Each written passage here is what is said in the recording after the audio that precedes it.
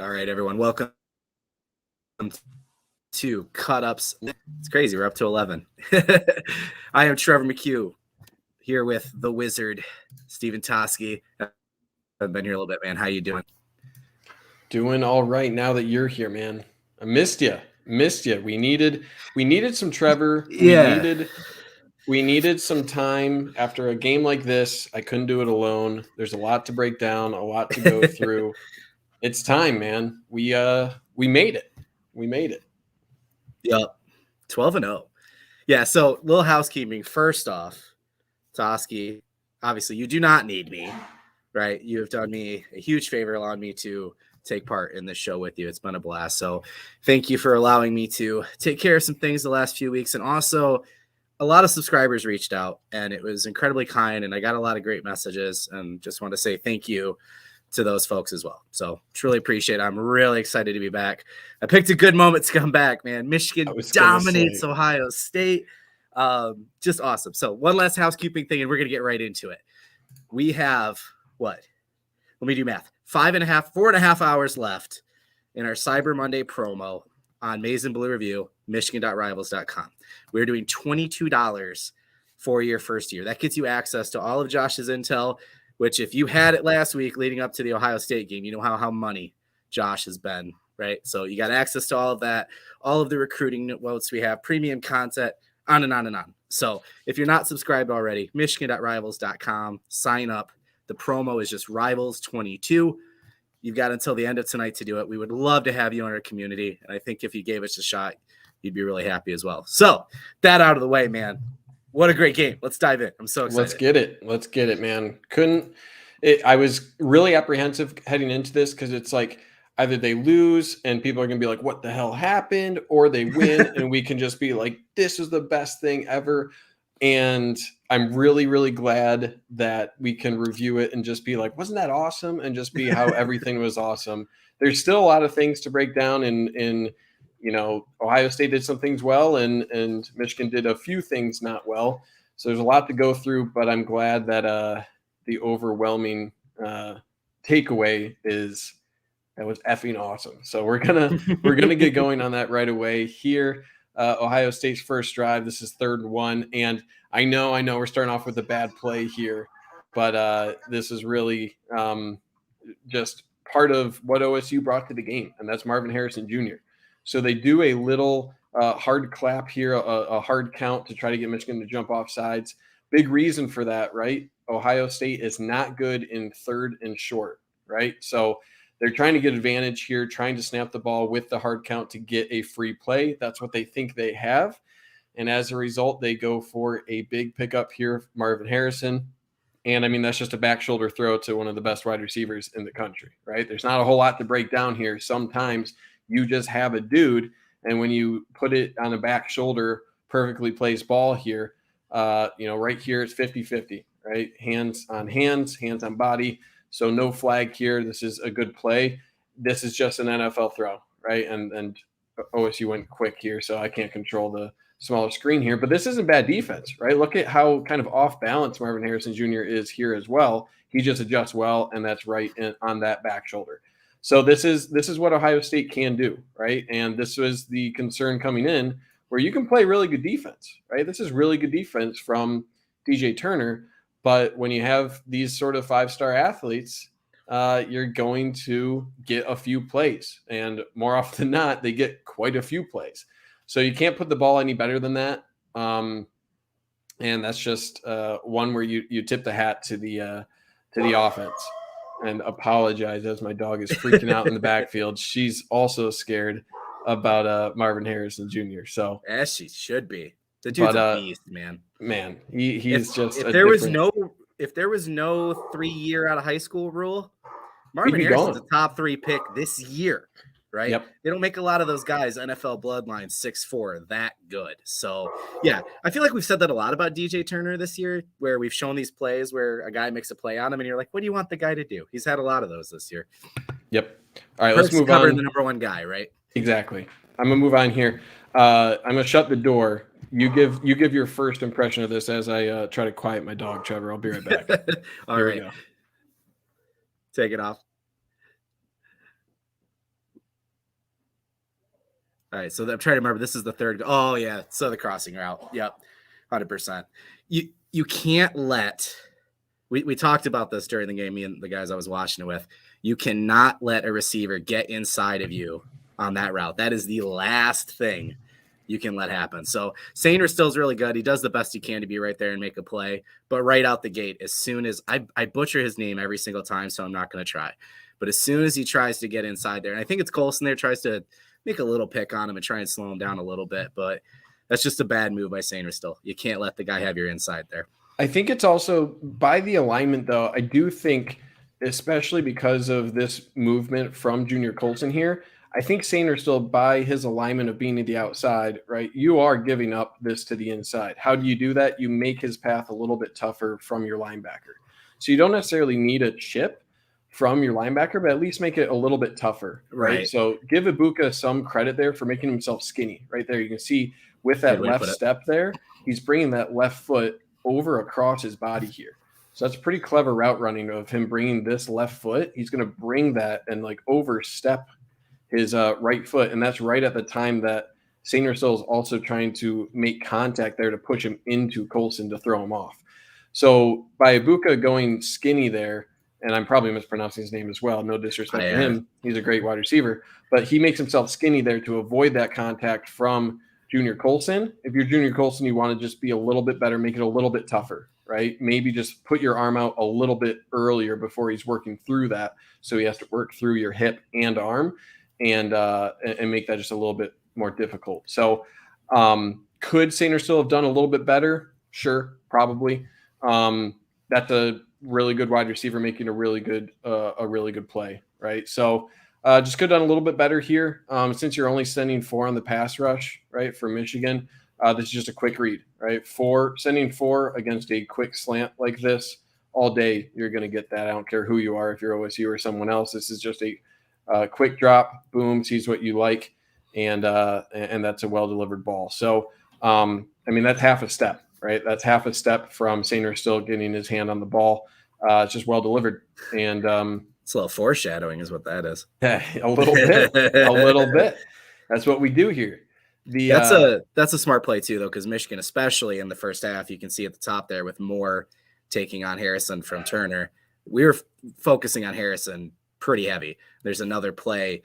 How are you saying Ibuka, right? Ibuka, yeah. There's another play later where he takes advantage of Michigan's, focus on Harrison as well. So, yeah, it's a good throw. It's a good play. And, yeah, I thought Sainristil gave a little bit too much inside. Colson, probably could have done more. But at the end of the day, man, that's hands-on ball. That's a great catch. Yep. And Shadyville says it best here. Sometimes you do just have to tip your cap, right? Sometimes that is just what you have to do. And there were a couple plays. I think this one, with a good pass, good route there. Sometimes when the offense is executing really well, sometimes, it's hard for the defense to make that up, especially with that talent. So you move on, right? I think you expect that in their own house starting drive there. They're gonna capitalize, and it was time for Michigan to do that. And I was scared here, man. 3rd and 6.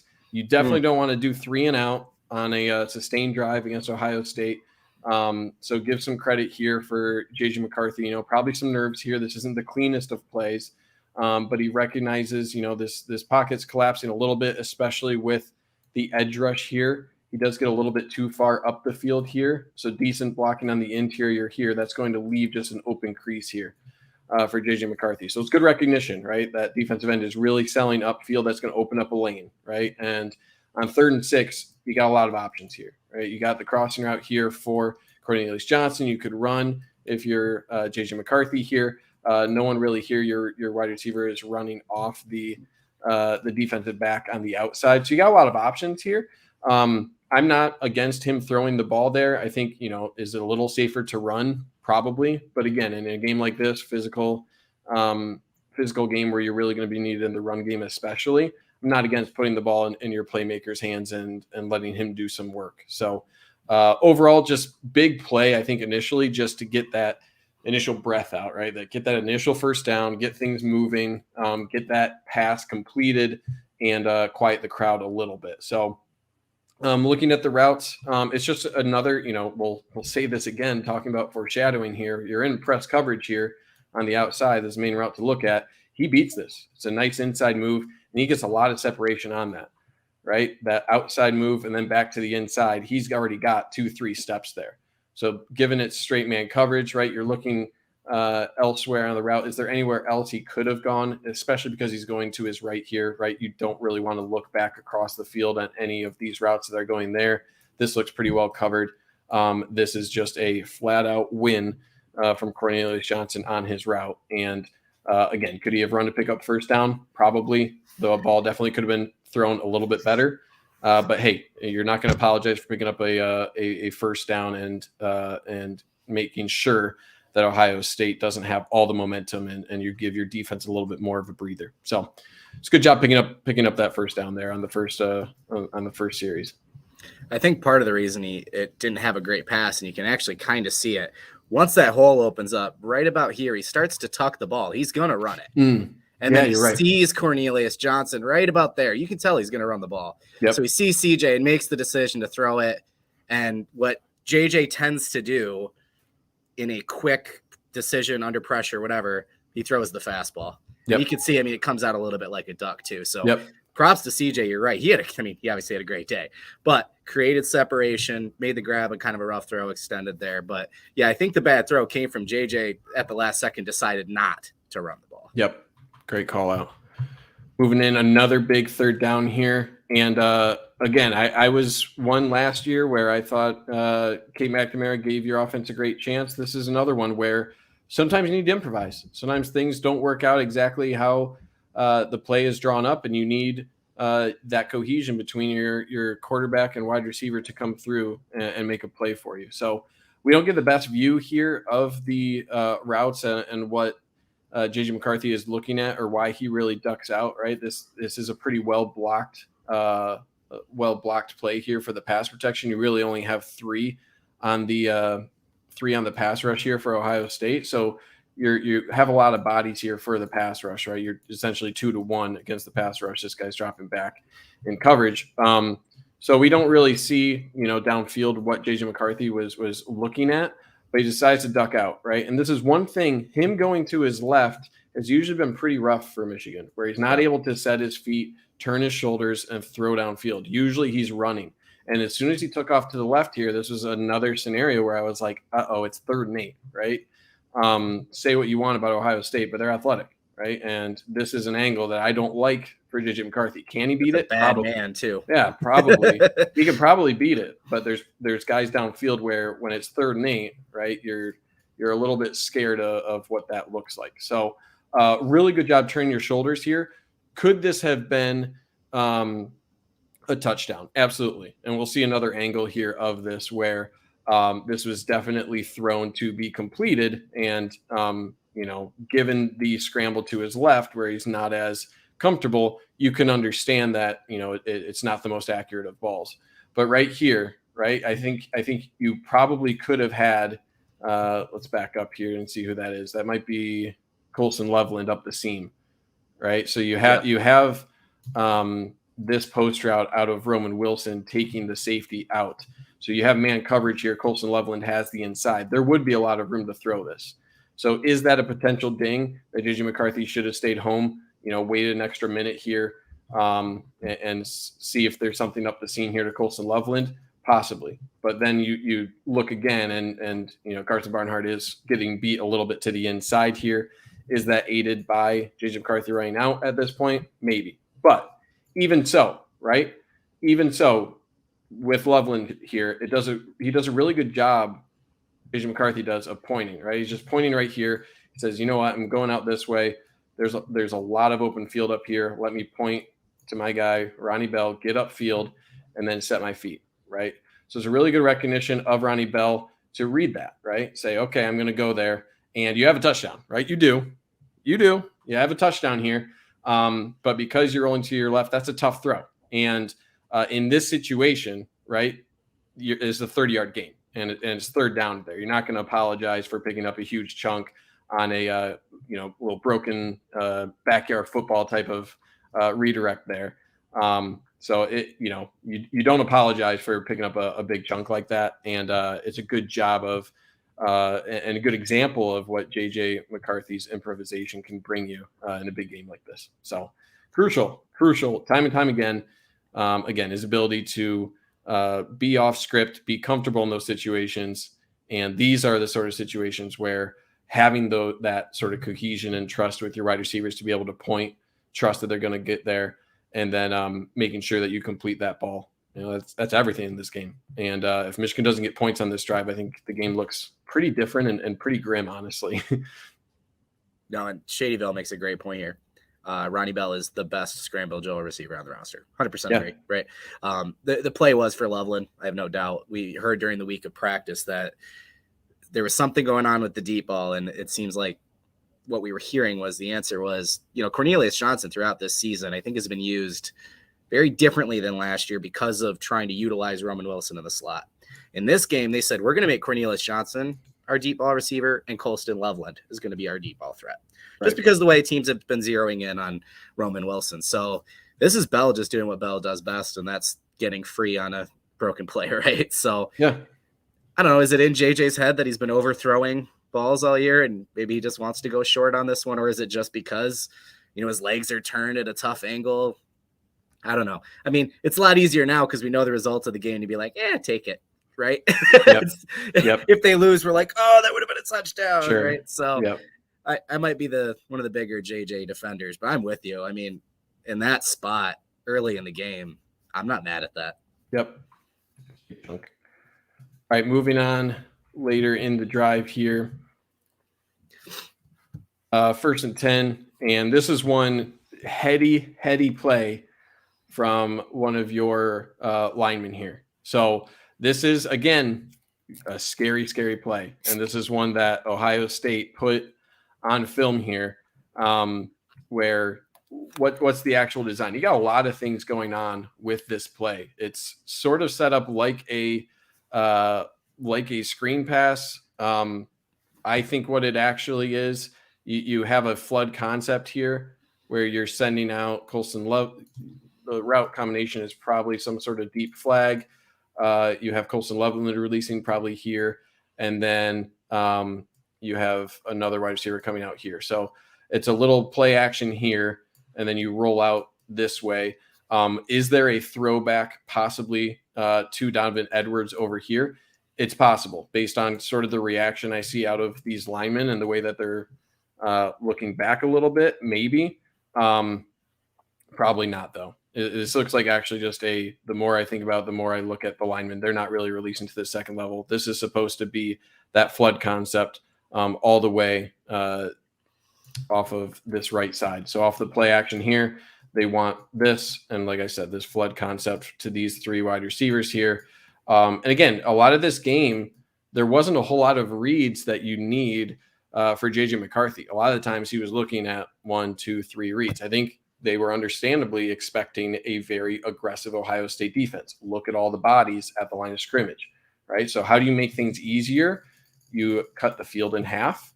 You use a lot of play action to get these guys to overreact, and then you make the reads easy on your quarterback. That was the game plan heading into this, executed really well, but look at how aggressive and how well scouted I think Ohio State was for at least this play action and this sort of boot action. It reminds me a lot of Michigan versus Iowa, where Iowa kept going back to the boot. And how do you beat that? You send a guy screaming off the edge so that when he's, about to turn around after the play fake, there's a defender in his face, right? So that's exactly what you get here. What's the smart play? Probably try to throw it right here, right? Throw it right here, throw it at the feet of somebody here that can be plausible for to avoid intentional grounding. I mean, you had an open guy, right? No one is out here on this.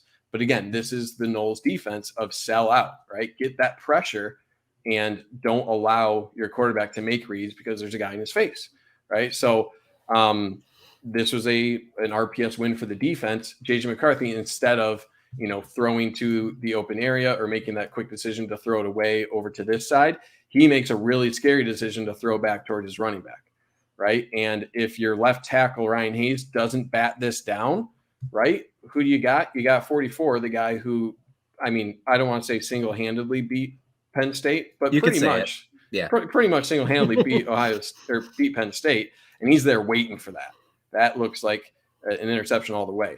So you take that penalty, right? I think it was illegal touching, I think is the penalty because an offensive lineman is the first one to knock that down.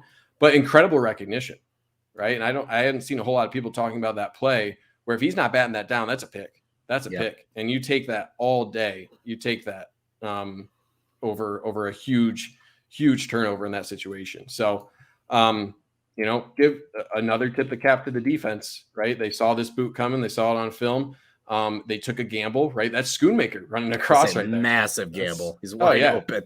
That's Schoonmaker. If he doesn't make that tackle, you're in big trouble. But they did, and they almost forced a turnover off of it. So really heady play from your offensive lineman to knock that down. So, those are the little things that make the difference. When you're in opponent territory like this, you preserve points and you ensure that the defense doesn't get a lot of momentum for that play. Yeah. JJ is obviously really good in play action, significantly better statistically in play action as most really good quarterbacks are.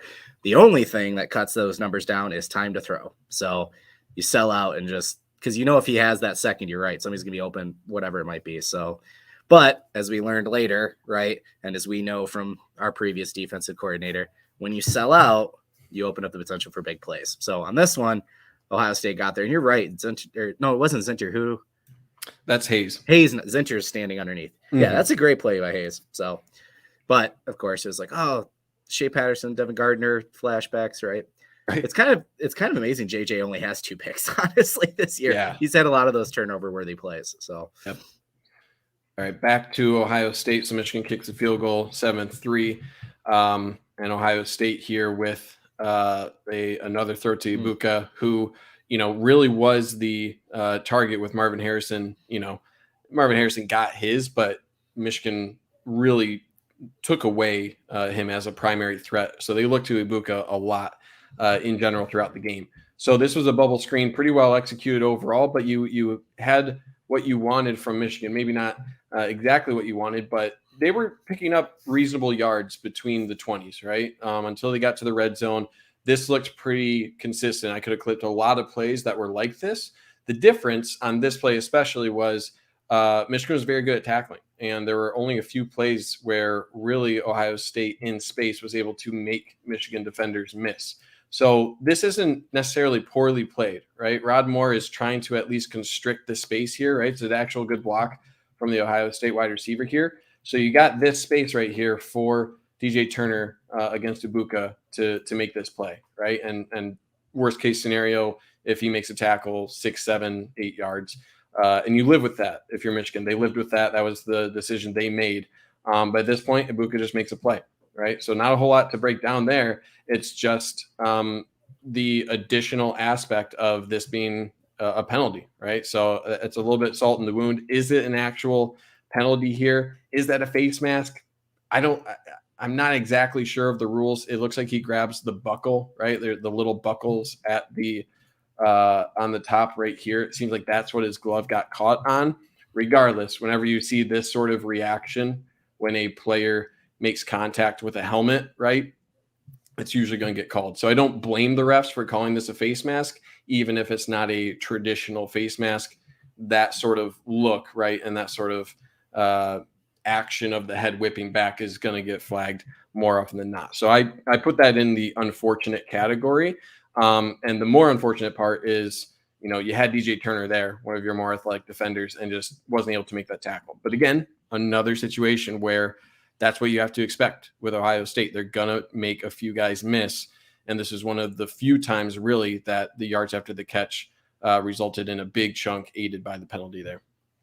So the face mask is defined past the face mask itself. So if you were to grab, helmets have a lot of holes in them now. Mm-hmm. If you were to grab one of those, or like you said, the chin strap, it's not just the true face mask. So yeah, if I see a hand on a helmet and the head turns like that, you're going to get flagged. There was a play later where Donovan got tackled in a way I thought they could call it too, but it's whatever. Yep. Would you say, it's tough because this is a faster play, but a lot of times, Turner's going to the outside of him That's kind of what, if you can't force him to the sideline, you want to turn him back in so your guys can help, right? Yeah. But in that situation, it just felt like he saw it coming and had him on skates before he was even able to try and turn him back in, right? I mean, yeah, I think you could have done a little bit better. I think this. Or do you want to stay more inside of Moore and try and cut in there? I think right about here, I think the concern is that Ibuka's fast. He can really turn on and get up the sideline, right? And this is a situation where you will not be able to have any help from these guys if he gets on this path. So that's the concern that you have for DJ Turner. I think this is just about your combine. Like, honestly, your ability to just your 3-cone drill, right? So in this case, I think he is appropriately reacting to the sideline, because if you don't, and this guy gets up there, you're not allowing any of your defenders back. So I honestly am not that. I don't think this is really that much of a technique issue. You're playing that appropriately, where you force your guy back inside, and he does get a hand on him, right? There's almost like a mini hurdle to pick up that left knee of Ibuka and get past that. So I think, like, you replay this 80% with the same reaction, 80% of the time DJ Turner comes up with that tackle. It's just a really nice play for Ibuka to keep his momentum after that. It required quite a bit of athleticism to evade that. So again, just kind of a tip your cap. So I'm not too critical of it. This is just what Ohio State's athletes can do. Fair. Okay, moving on. And now we're in the red zone, right? This is where the money is made if you're a defensive coordinator. And going into this short yardage situations and red zone, Ohio State wasn't necessarily adept at that. Not the best part of their offense here. Clever little play here with a little throwback, right? You do the motion with number 10, you motion him back out, and Michigan is prepared for that. There were a couple sort of throwback plays that Ohio State really seemingly had ready for this game, and it was something that Michigan was not fooled on, and that shows a lot of coaching, a lot of preparation. So this motion and then getting back out here, you're bringing your fullback out here to block as well. You're hoping that the motion, everything here, right? Everything at this point is looking like it's a stretch left run, right? So they're hoping that everything here for Michigan is reacting this way, right? You have all of this with the motion, you're following him across, you get all your defensive backs, and then boom, get this guy's elite blocker. Just kidding, he's going back here, easy throw, and the over pursuit of the defense will get him, right? So this is just sound football of recognizing, especially it starts right here, right? It starts with your edge and then your linebacker. The recognition here of saying, hey, why is 34 coming out here, right? So it's good eyes here. I believe that's Jalen Harrell playing the edge there. And look, what I love about what he does is he recognizes where the threat is, right? So even with this blocker coming here, he's just reacting down the line here. He recognizes his role. He's not trying to fly upfield. He's not trying to do all that. He is getting out this way because he knows this is where the play is looking to go. So he's reacting really well, taking on that block. And look at what that does, right? He takes away, look at all this space that he takes away right here. This is where this was designed to go, right? Because of all of the over pursuit that was supposed to happen from that run fake, that's supposed to open up the outside. Jalen Harrell takes out a block and takes out a good 5-7 yards of the sideline, and you take away all the momentum of your ball carrier. Look what you got, right? So this was an excellent play from Jalen Harrell, who had a really, really solid game, and he gets an on tackle too. So he allows everything on this defensive play by his reaction and him trusting his key. So just exceptional play on one that Ohio State was hoping the over pursuit would catch the Wolverines napping. I don't want to hold this up too long because we got a lot of stuff to get to, but I think part of the reason the defense handled this well is that's a Michigan play on offense. Right. We've watched that play against Penn State where they had bell motion in and immediately go right back out. So sometimes defense gets really good because of what they play against in practice every week. So absolutely. Okay, this is a play 3rd and 9. Look at the play clock. 30 on the play or on the play clock there. No one's set, right? At the start of the snap here. No one is set for Michigan. And this is just an excellent play from Mike Sainristil, which I will be a broken record. I'll say until the end of time. I'm going to keep saying it. This is a route that 90% of the time, probably 95% of the time, Ohio State expects to win. This is a little whip route here, right? What did Ibuka just win on against Sainristil on the last drive, on the last scoring drive? A quick little slant, right? Yep. So this is a tendency breaker. You're hoping you get in the head of the defender, right? Same defender, same wide receiver. Watch out for this, right? So what do? You send him on this, boom, whip route, right? You got man coverage on the outside. That's going to take him out. This is just one-on-one, right? Quick snap, one-on-one. You're not going to get a pass rush because of how quick that is. Whip route takes a little bit longer to develop, and that's going to open it up. But if that's thrown on target, Mike Sainristil is housing that, right? That's a pick six. So again, this goes back to kind of what I was saying earlier. It comes down to your short area quickness, which Ohio State, again, they have it with their athletes. But Mike Sainristil is an exceptional athlete. He's really good. Look at his reaction to this route, right? And his eyes. His eyes are there, but look how quick he reacts to that on a dime. There's no wasted steps there. So the footwork, especially from Sainristil, is what I'm really looking at on this play, of he's able to keep that distance, understand that reroute right here, keep his eyes on the quarterback, and then notices the throw coming, and he cuts it off, right? I love that he doesn't just go through the wide receiver. He goes towards the ball. So he's in front of the wide receiver here. If that's thrown on target, if this is a catchable ball to the wide receiver, that's Mike Sainristil's ball. So CJ Stroud is forced to throw that high, forced to throw that very difficult to catch pass. And, is he trying to sell the pass interference? Maybe a little bit, right? The crowd's booing, trying to get him that. But you can't play a whip route any better than that. You're cutting it off. And that is just athleticism, understanding, and just exceptional footwork from Mike Sainristil. I like that you called out they jumped the route. It's one thing to make the adjustment and pivot back to go with the receiver, but instead of trying to follow with him, to immediately push off that leg right there and go straight for the front. You're right, he's playing the ball. Yeah. I mean, I don't know if that's from playing wide receiver or what, but that's not a play a guy in his first year at corner should be making. Right. So, and it's also something because of his eyes, right? Because if you don't know that this is being thrown, you also need to play this differently, right? Because it's a whip route. Maybe the quarterback isn't going to throw this immediately, and you need to continue to cover this to the outside, right? Sometimes that is something you have to do where he's going to cover it out here. He's going to get thrown the ball here, but he's taking this angle because he's reading the quarterback. His eyes are still in the backfield, and he's seeing that this is thrown now. So his angle from that cut is to take this off and jump the route now, not just cover. So to have the technique, to have the confidence, have the eyes there to not only be in position, but have that wherewithal to say, okay, I'm jumping this now, and have that timing. Again, I think you're right. Knowing that having that background of a defensive back from high school, as the original says, but having 3 years of collegiate wide receiver experience as well, I think makes him all that much more comfortable in the position. And we're going to see it later in this game. I'll say it 4 more times probably on how great he is. Okay, back on offense. All right, we got a negative here. Ohio State got the field goal, 10-3, 2nd and 8.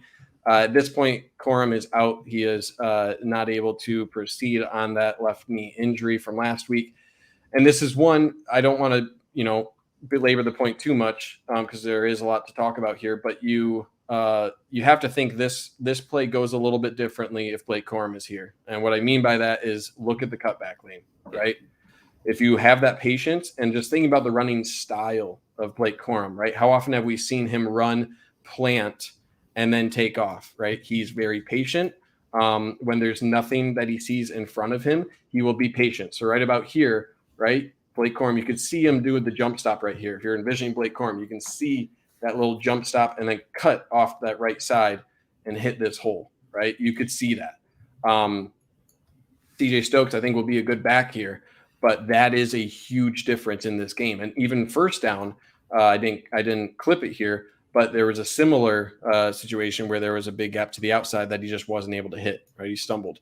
So this is a situation where, you're missing your Heisman running back. And I don't think CJ Stokes got many snaps after this.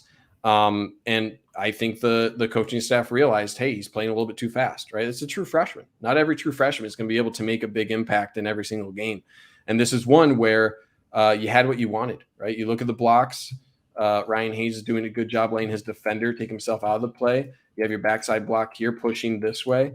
You have your double team right here, right? There's a crease forming here. And with a different running back, this is a very different play. CJ Stokes just wasn't that guy in this play. He runs into a linebacker. So unfortunate, but I think Michigan recognized that. And that's why we didn't see CJ Stokes featured too much in this game beyond or after this carry, because against a team like Ohio State, when you have opportunities like that, you need to capitalize. And it's not worth continuing reps when those opportunities are missed. And I don't know. Hate to beat a dead horse, because we saw a lot of I think it was finally put to bed here about, is it the offensive line or Blake Corum? And guess what? It can be both. Yeah. Right? Blake Corum's a great player. And CJ Stokes will be a really good player. He's a freshman. This is Heisman caliber running back versus freshman running back, right? Yep. So, but yeah, that's a nice lane right there. It is. It is. It is what it is, but yeah. Yep. And you move on from it. But that gave some hope, at least to me, where it's like, hey, the offensive line is doing their jobs. It's just a matter of, can you capitalize on those moments where there are those holes that open up? This was probably, I'm including this is where I was probably the lowest in terms of my hope for the game. Agreed. Where I was like, this is scary, right? Because you have an open Ronnie Bell, right? Open Ronnie Bell, 3rd and 5, and you just miss him. You just plain miss him. Right. And I promise the game's going to be a lot happier after this, but this was important to call out because it started looking not very great. Right. And we saw a lot of this where, is it a catchable ball? Sure. But that's a really tough catch. It didn't need to be that tough. Right. So this is just a high leverage scenario. Boom, boom. Right. With how deep this cornerback is playing here. You have your outside wide receiver taking the outside cornerback there out of the play.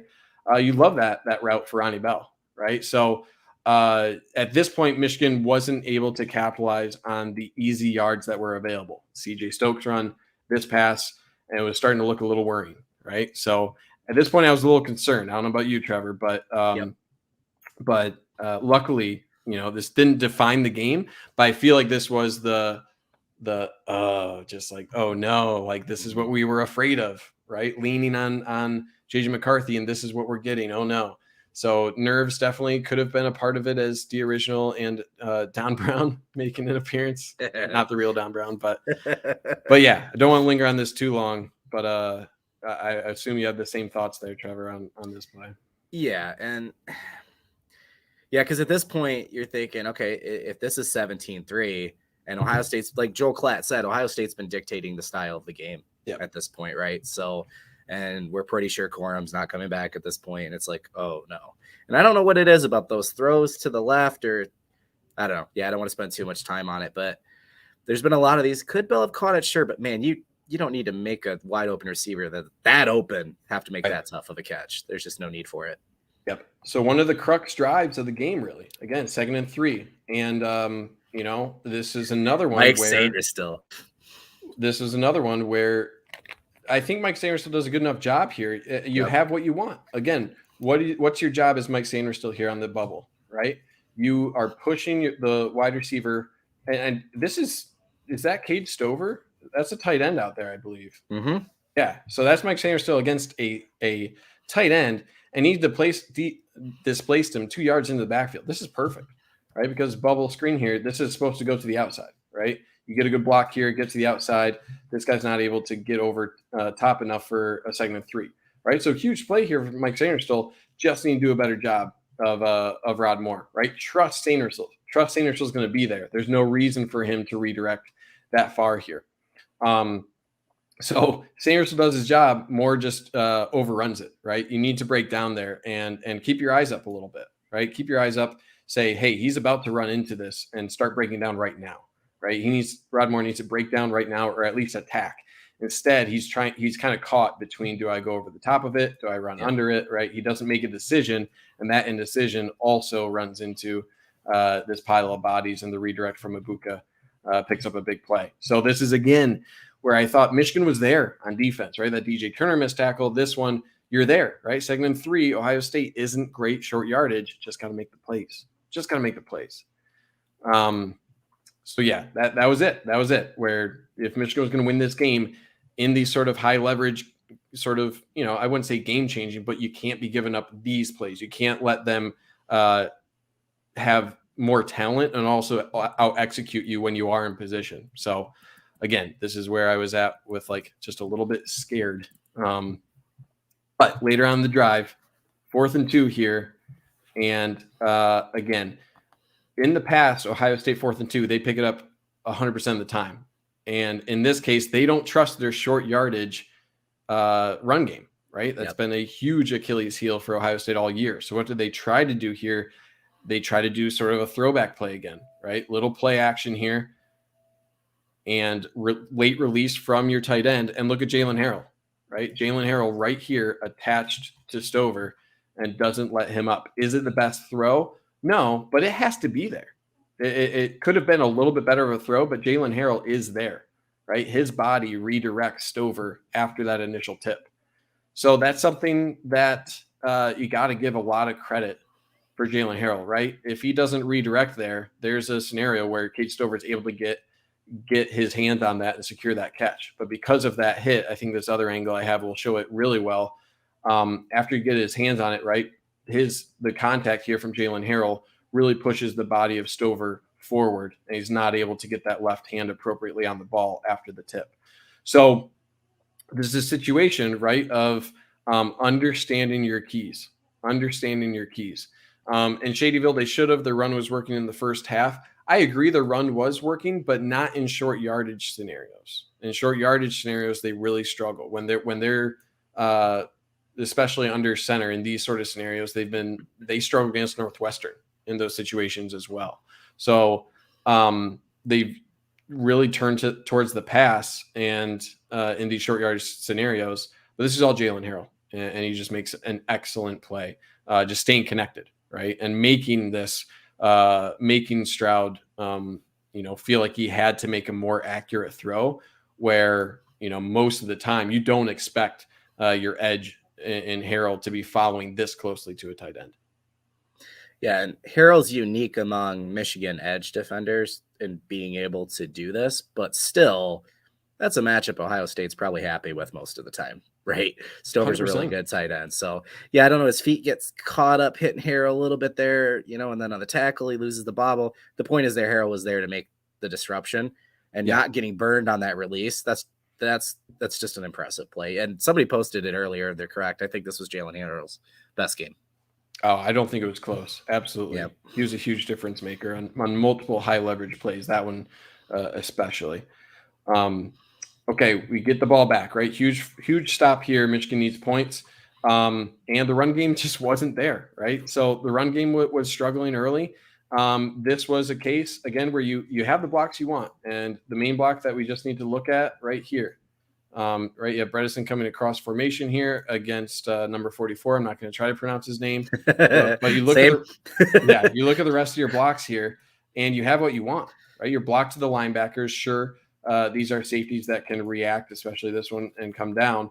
But you have this well blocked outside of this one block, right? And if we just move forward here, not able to get it, right? Not clean contact there. Got to keep your head up, make that contact, and he doesn't, right? So. This is the play you were talking about earlier, Trevor, where could that have been face mask? Possibly, right? But this play looks a little bit different if you get solid contact there, right? Get solid contact, you're able to cut up across this. You trust your center to pick up the block here on Eichenberg, and you have a wide receiver running off the cornerback. Would this have been a big run? Probably not, because again, you are committing a lot of bodies here. The safety is reacting really hard. But Michigan also wasn't executing their blocks at the line of scrimmage, right? So not only was Ohio State committing a lot to the run game, appropriately so, but Michigan was missing blocks like this one from Bredesen, and that was creating some tough second and third downs. So tough, right? It just wasn't executing at the level you expect them to early in the game here. Yeah, and maybe a less athletic edge is going to take Bredesen more straight on. Mm-hmm. But guys like, I'm going to call him JT, guys like JT Hutch, et cetera, they're able to bend around like that and keep their footwork and still disrupt the play. So Bredeson's betting on Edwards getting through there. And yeah, maybe, I don't know, face mask, whatever, but that's just an NFL player making a nice little skinny move and getting around. So This was another anxious moment for me too, because like you said, that man dominated Penn State. So I'm like, if he starts having a day, oh man, we're in trouble. Yep. So you're forced to punt here. Ohio State takes over. And this was where I think Michigan learned that, hey, man, we should not be committing as much to the pass rush, because CJ Stroud has some deficiencies in his game. When you're bringing pressure, especially with when you're just bringing pressure off the edge, so more longer developing blitzes, CJ Stroud is really good at recognizing coverages, pre-snap coverages, and getting the ball out on time when there are available windows, right? So he just understands. He's calm, cool. I mean, this is a quick pass. I think this is also a little bit of RPS, rock, paper, scissors win, where you're blitzing to the wrong side of the initial read, right? So Michigan, because they're committing more resources here to the pass rush, what does that mean? It means you have less guys in the zone, right? So you have a guy who just has a lot of space here, and a quarterback who can take a 3-step drop and deliver that, right? It's just a little bit too easy. So you put yourself at risk when you take those calculated risks of sending a zone blitz. Guess what? You have less guys to cover more area of the field. That's just how numbers work.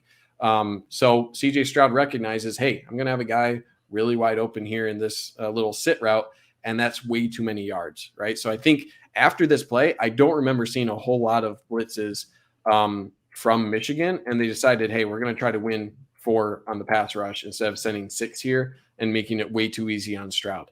So this is just way too easy. So I think Michigan learned their lesson after this play, especially. They're going to have to adjust their defensive approach here when it came to getting a pass rush on Stroud. Yeah, if you're going to send Sainristil there, typically you're going to want him a little closer to the line, or even closer to the actual lines themselves, or you're hoping you're blitzing on a play action play as well. So I think that's just wrong call for the wrong play, and Ohio State burned them. Yep, absolutely. Okay, 3rd and 5, right? Another high leverage play. You need to get off the field, 10-3. This is where the game could really turn if Ohio State picks up a big play. And what does Michigan do? They get just enough pressure on Stroud for a difficult throw.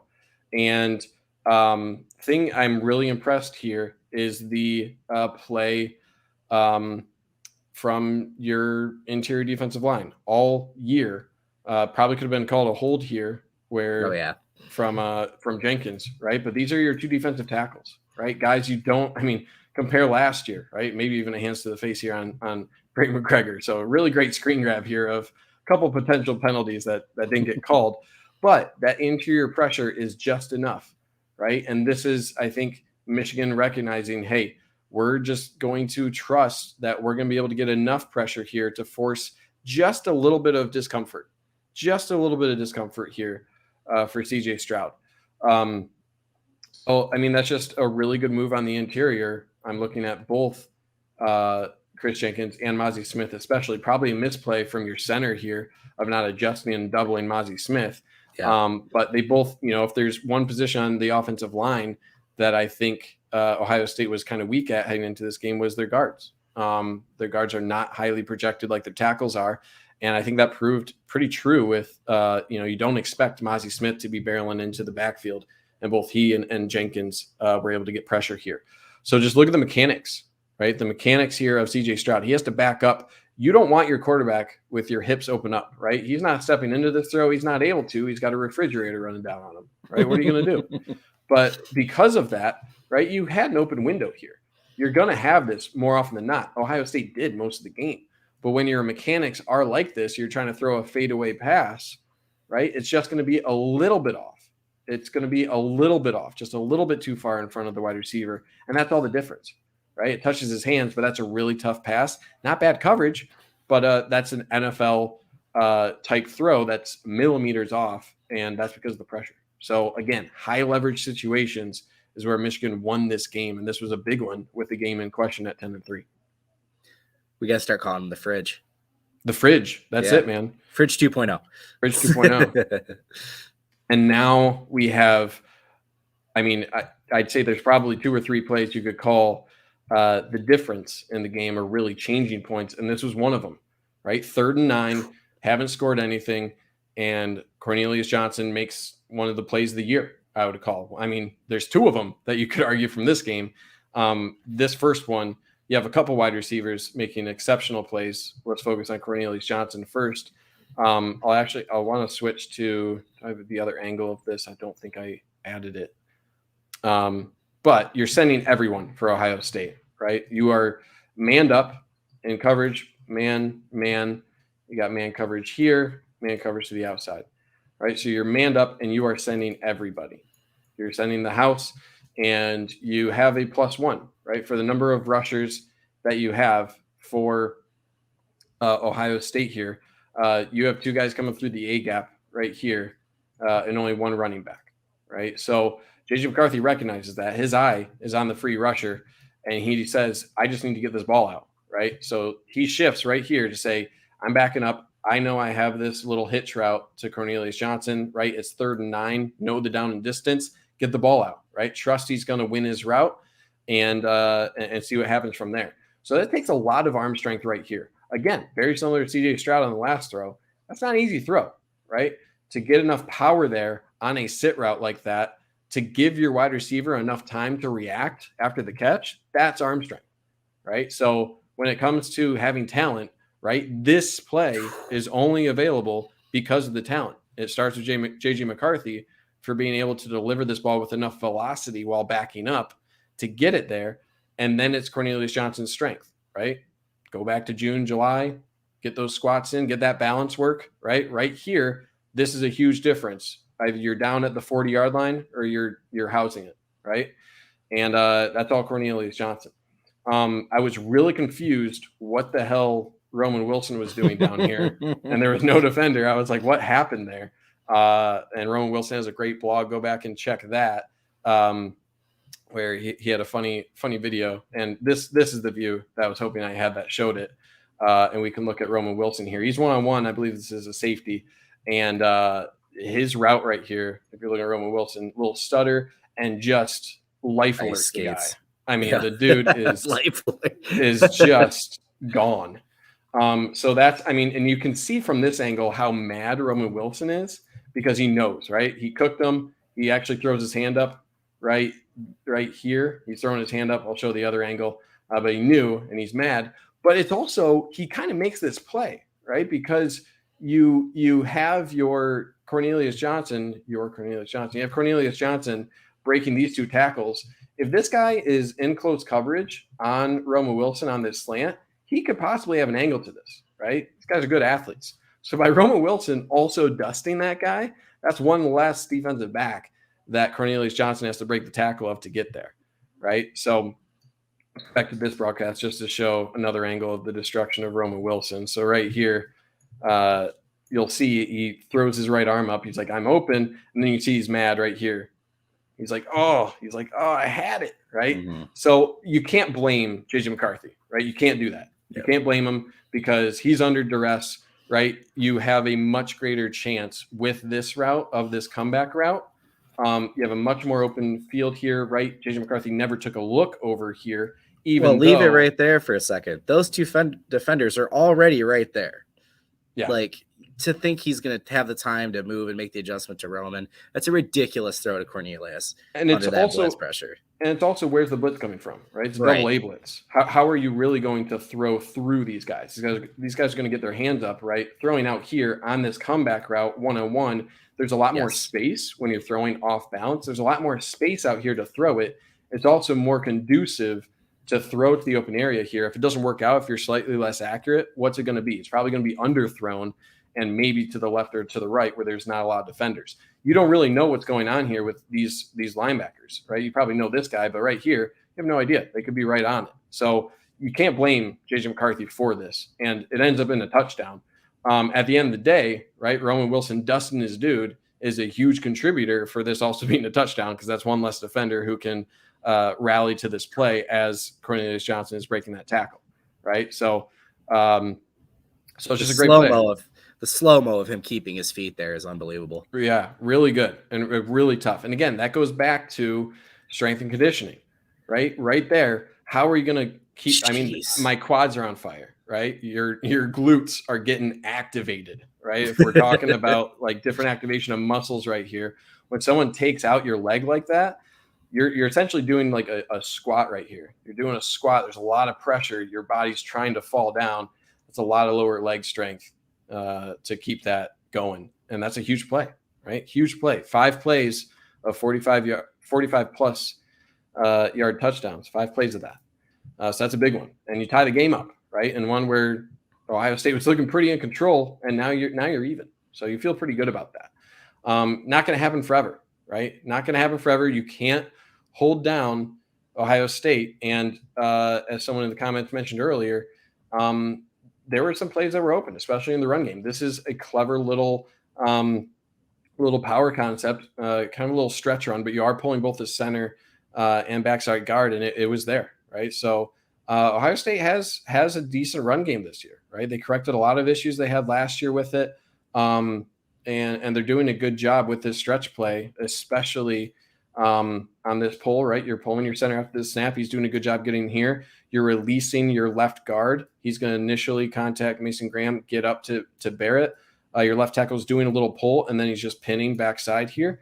And then good blocks on the front side, boom and boom. And then your running back recognizes it, right? So Ohio State had this. They did a good job. And it's nice patience here of number 19 to cut off of that block, right? He hits the hole hard, and he does a good job making that.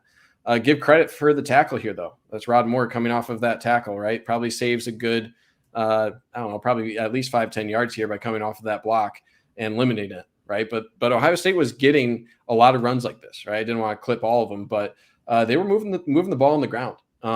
So give them a lot of credit, but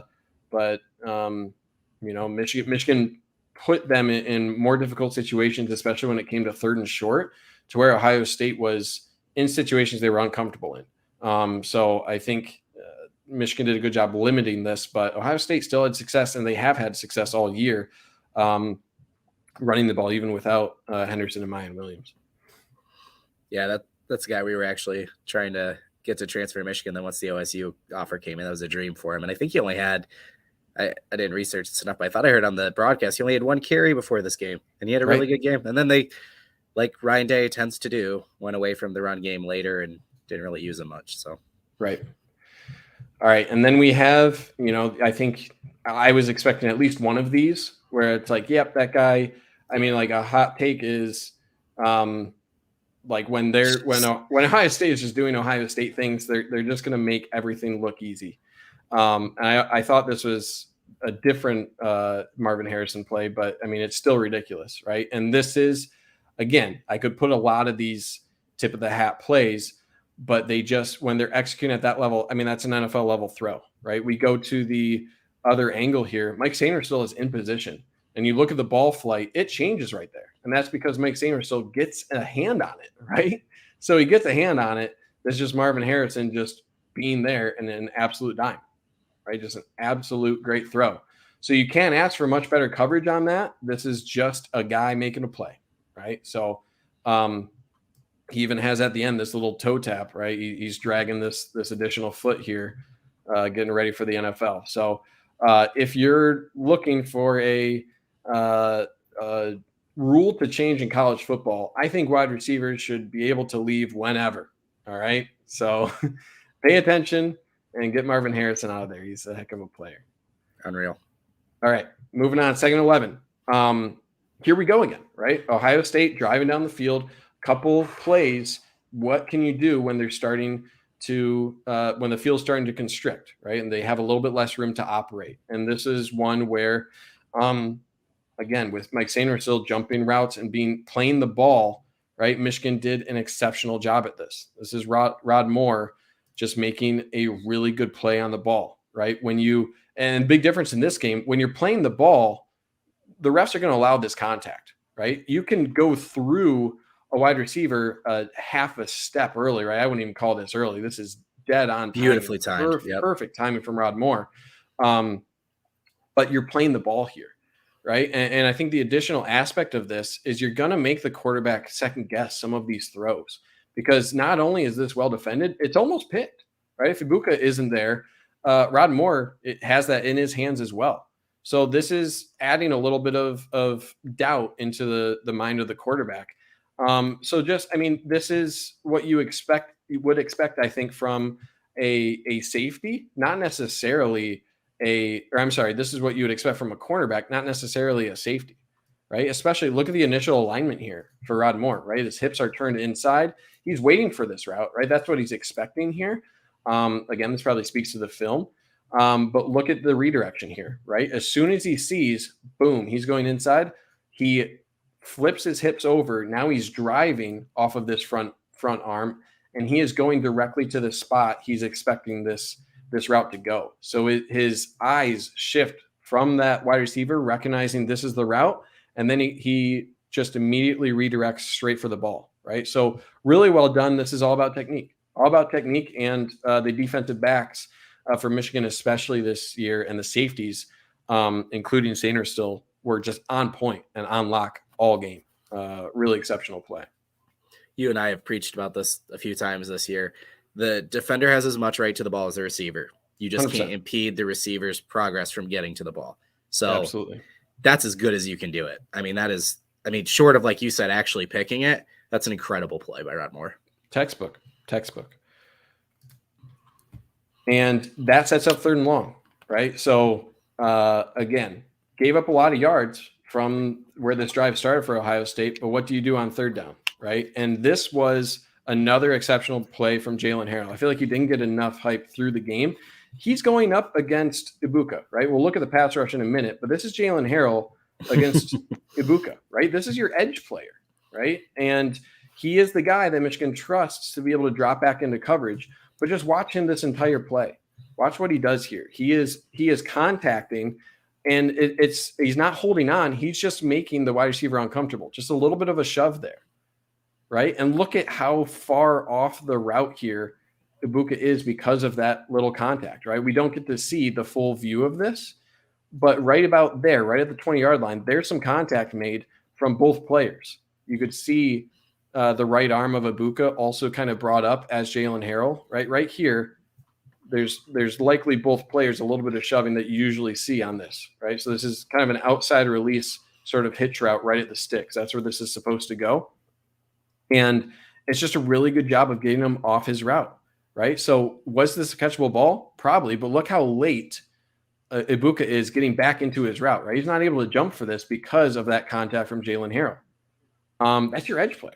Right. So Jalen Harrell, not the best pass rusher, right? But to be able to trust him in this scenario and his ability to stay connected and disrupt the route there from Ibuka, that's everything, right? That's everything.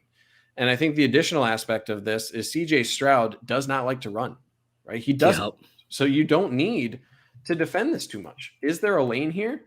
I mean, probably, right? Would you expect these guys to probably be able to come up and defend that? Yeah. But that's a lot of room, right? So you're able to rely on, less numbers here. You're only sending 4, right? And because you're daring CJ Stroud to rush, he doesn't like to do it. He doesn't like to get hit. The original said it. He doesn't like to get hit. He doesn't like to do that. He said last year, I'm not a runner. It's not my job. So you're also doubling, right? We can finally look at the pass rush here. This is the only guy to look at, Mazi Smith.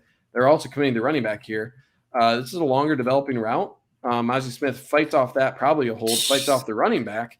And now you have, again, the refrigerator's on the move and you're in trouble. So that also forces the throw a little bit early, possibly from CJ Stroud, anticipating that pressure, right? Right here, he probably feels that a little bit.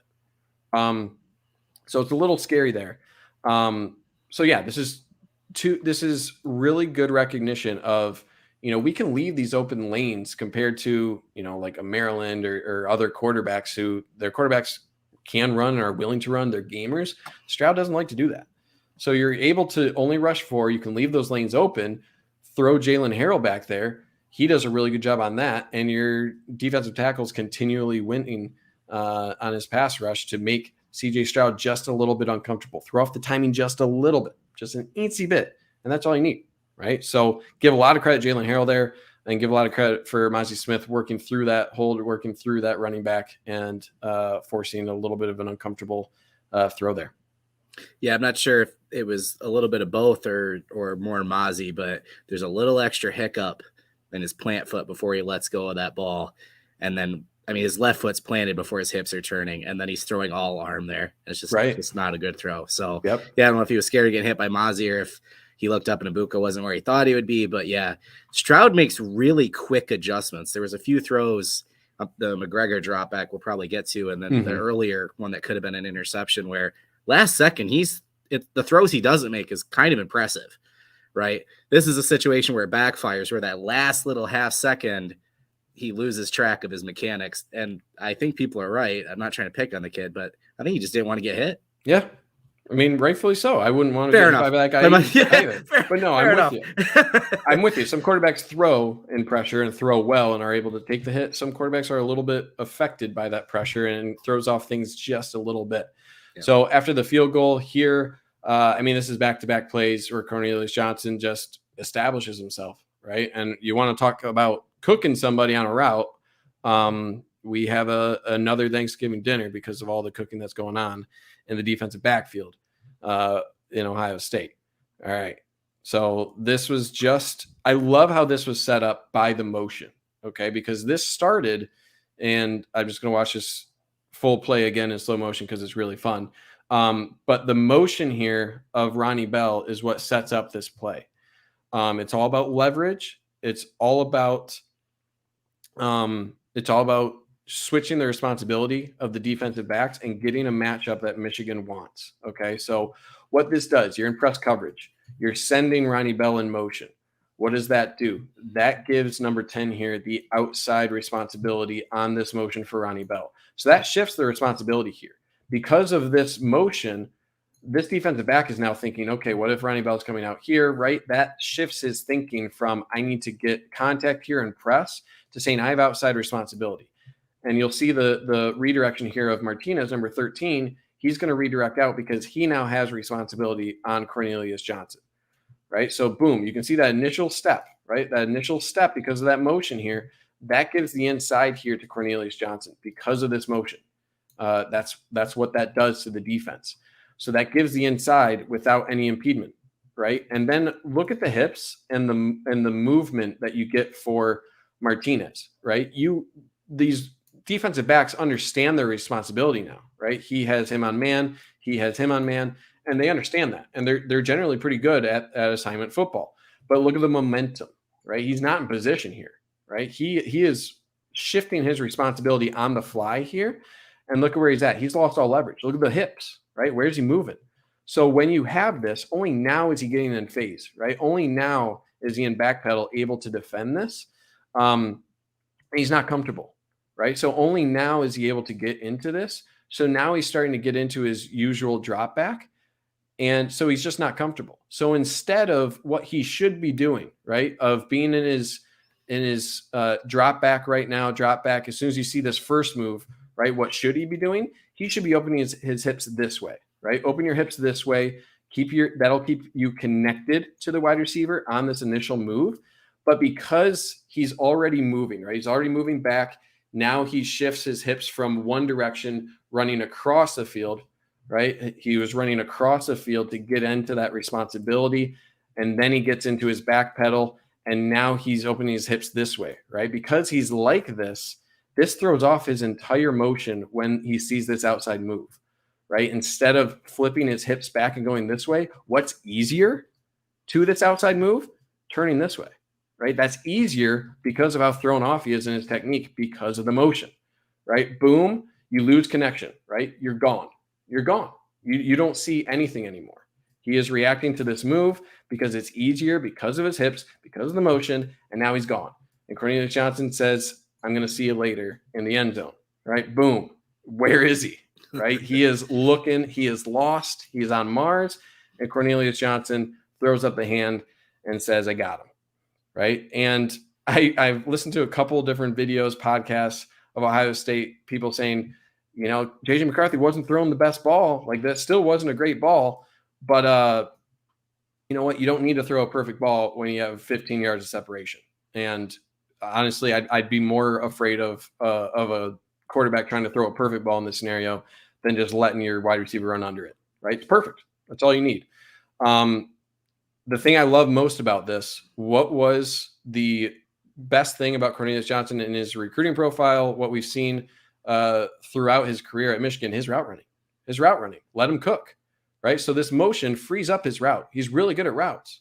And you're able to use the motion to get the defensive backs out just in an uncomfortable situation, right? And you allow Cornelius Johnson's strength to shine. I don't think he's the best wide receiver in when it comes to working through contact. I don't think he is. On contested balls, I don't think he's really shown that he's great in that area. But guess what? When you can create that much separation, you try to find ways that you can capitalize on this. This is a really good route, right? The little head, him looking this way, that is what gets the defensive back to turn. And then the ability to go back, right? That's just clean. That's clean. It's an NFL route. And the throw here is just complete the ball. That's it. And he did it. So love it. Love what the motion did. It's one of my favorite plays of the year because it was executed really well. And the route is just really fun. I love what motion can do to defenses, and it made Ohio State really uncomfortable. And it was a great call from Gus Johnson as well. Just really fun. Yeah, I mean, again, I said earlier, I feel like they've maybe been using CJ wrong this year, and that's because of having Bell and Wilson out there. That's a little bit of a tendency breaker. How many throws have we seen to CJ going to that right sideline this year, right? And, if you do the camera view from behind the quarterback, that's what they're expecting. The entire defense is shading to the right here, right, following these two guys, and then there's Cornelius all by himself. Right. So, and yeah, is it a perfect throw? You know what? Yes, it is. He's already open. Right. He's already open. JJ's biggest fault has been trying to hit everyone in stride. That's why he overthrows the ball and other mistakes he makes. Right. Just let the guy make the catch. Yeah. Who cares? Let him run under it. Who cares? 100%. Yeah, exactly. Yep. Who cares? You overthrowing that is the worst thing ever. When you have all the momentum, when you miss an open play like that, that's really demoralizing for an offense. And it's a good comment here from Mr. Martini. JJ did a good job setting him up in the pocket, right?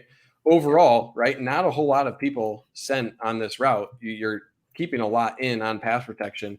It's a really good job of recognizing, hey, I'm going to have a guy open here. Just need to make sure that I give my right tackle enough room to be useful here, right? So him stepping up just gives that extra second, gives that extra time, and he's able to deliver a nice ball. So yeah, man, I can't stress enough. Huge play. And I love this comment from Toast, who just says burnt. So burnt like your name, buddy. Burnt toast. Burnt toast. That's it. So yeah, great play. I mean, really changed complexion of the game overall. And first half that Ohio State was looking pretty scary on offense. Michigan got the lead. And then you're reminded who Marvin Harrison Jr. is, right? And this is where it's like, okay, it's going to be one of these games, right? Where Ohio State had in him is just how long before you can delay that, right? And this was another case where Michigan's tried to send a blitz, and CJ Stroud, right? We mentioned his running deficiencies, maybe under pressure, not the best, but what he can do is read a defense. So when he sees, his initial read is this safety coming up on a blitz, right? You have that long developing blitz. Guess what? There's no one over the top here. No one over the top. And that opens up a lot of possibility for Marvin Harrison Jr. And it's not bad coverage. I'll just fast forward here to the coverage. Jalen Green's there, right? Does a good job, makes contact here both ways, disrupts the route a little bit, right? It's a good shuck here from Marvin Harrison Jr. And then you have the initial push here, use the sideline, right? But it's a really good additional job here of Marvin Harrison. It's subtle, but right here, he kind of walls off this arm, right? He's able to shuck that arm right there with his left. You can see right here. It's really hard to see, but he dispels that right arm from Jalen Green and is able to just accelerate a little bit, right? I mean, that's just talent, right? That's just talent. Not bad play here from Jalen Green at all. This is, he's trying to use the sideline to his advantage. He covered this pretty well. This took a really good throw and a late burst from Marvin Harrison with that little push off to get that separation. So Jalen Green, admirable job. right? Really admirable job. This is just a, probably top 3 wide receiver in the country, if not higher than that, making that play. So he's the best receiver in the country. Yeah. And I mean, when you're 6'4", that's not just a burst, that's a 4-yard stride. Yeah. I always remember watching Denard running, and it was like, dude, he's touching the ground twice in 10-yard runs, right? Yeah. When you're that tall and you're like, oh, I need to get in front of you. That's crazy. Yeah. I mean, show me a more complete wide receiver that Ohio State has had. And they've had a ton of really good wide receivers in the past. So he's scary. He's scary. And he was going to get his. And, Michigan took a gamble there. I think Michigan took a lot less gambles moving forward because of that play, right? Can't send a safety blitz. CJ Stroud, he picked that up, threw a great dime. Give him a ton of credit on that throw too, right? He was balling in a lot of ways.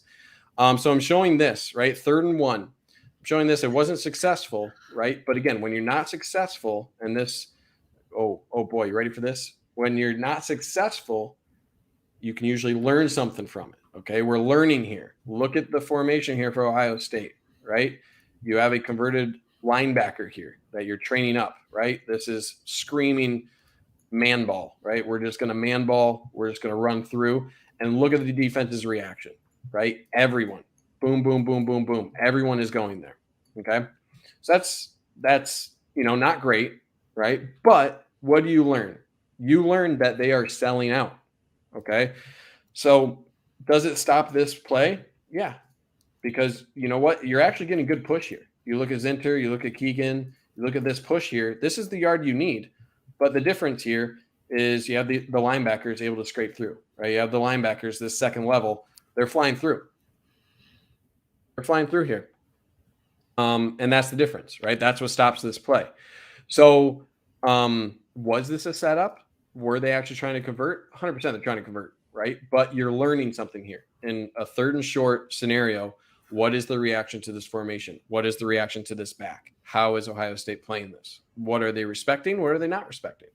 Right? So in the booth, they're looking at these guys, right? Because you expect Michigan to win with these guys on this initial level. You expect this push to get 1 yard, but how Ohio State reacts with this level, that's going to dictate things later in the game. So that's important, right? You're when you lose something, you're only losing if you don't utilize the information you gathered from it. So it's a little lesson there from this play, and it obviously will set something up later in the game. It's a setup, and it's genius. It is genius because Corum's hurt, and we want you to think that we're getting desperate, and Kalel Mullings is going to be our short yardage back. Now you hope he gets the first down. You're not setting up the later play, like you said, and not getting the first down. You're hoping he gets the first down and you set up that future play. I was screaming when this happened because I'm like, could you be more predictable? Right. And then I tweeted immediately after the jump pass, like, you guys are geniuses. Right. So, yeah, I mean, I don't know. We say it every year. Are they saving everything for Ohio State? And yeah, they are. Yeah. Mark asks, where's the play supposed to go? It's supposed to go right off the butt right here. Okay. Yeah. It is there. I mean, you got to give some credit to the linebackers. They were able to find the gaps, right? They're able to find the gaps. Could Barnhart do a little bit better job to close this gap right here? Right. That's probably the primary gap. Yeah, probably. But again, they're selling out, right? So give credit to linebackers for finding that. But that's where it's supposed to go. This is just barrel yourself into the back of the line of scrimmage and hope you can fall forward. That's really the play design there. Okay, so Ohio State, 2017. I mean, we got 330 people in here. Trevor, I'm good to keep going. I don't know what the timing looks like for you. I probably got another half hour or so. We got 330 people coming to hang out. All right. Yeah, let's go. Okay, we're going to keep going. We're going to keep going tonight. We usually cut off at an hour. We're going to keep it going because this game deserves it.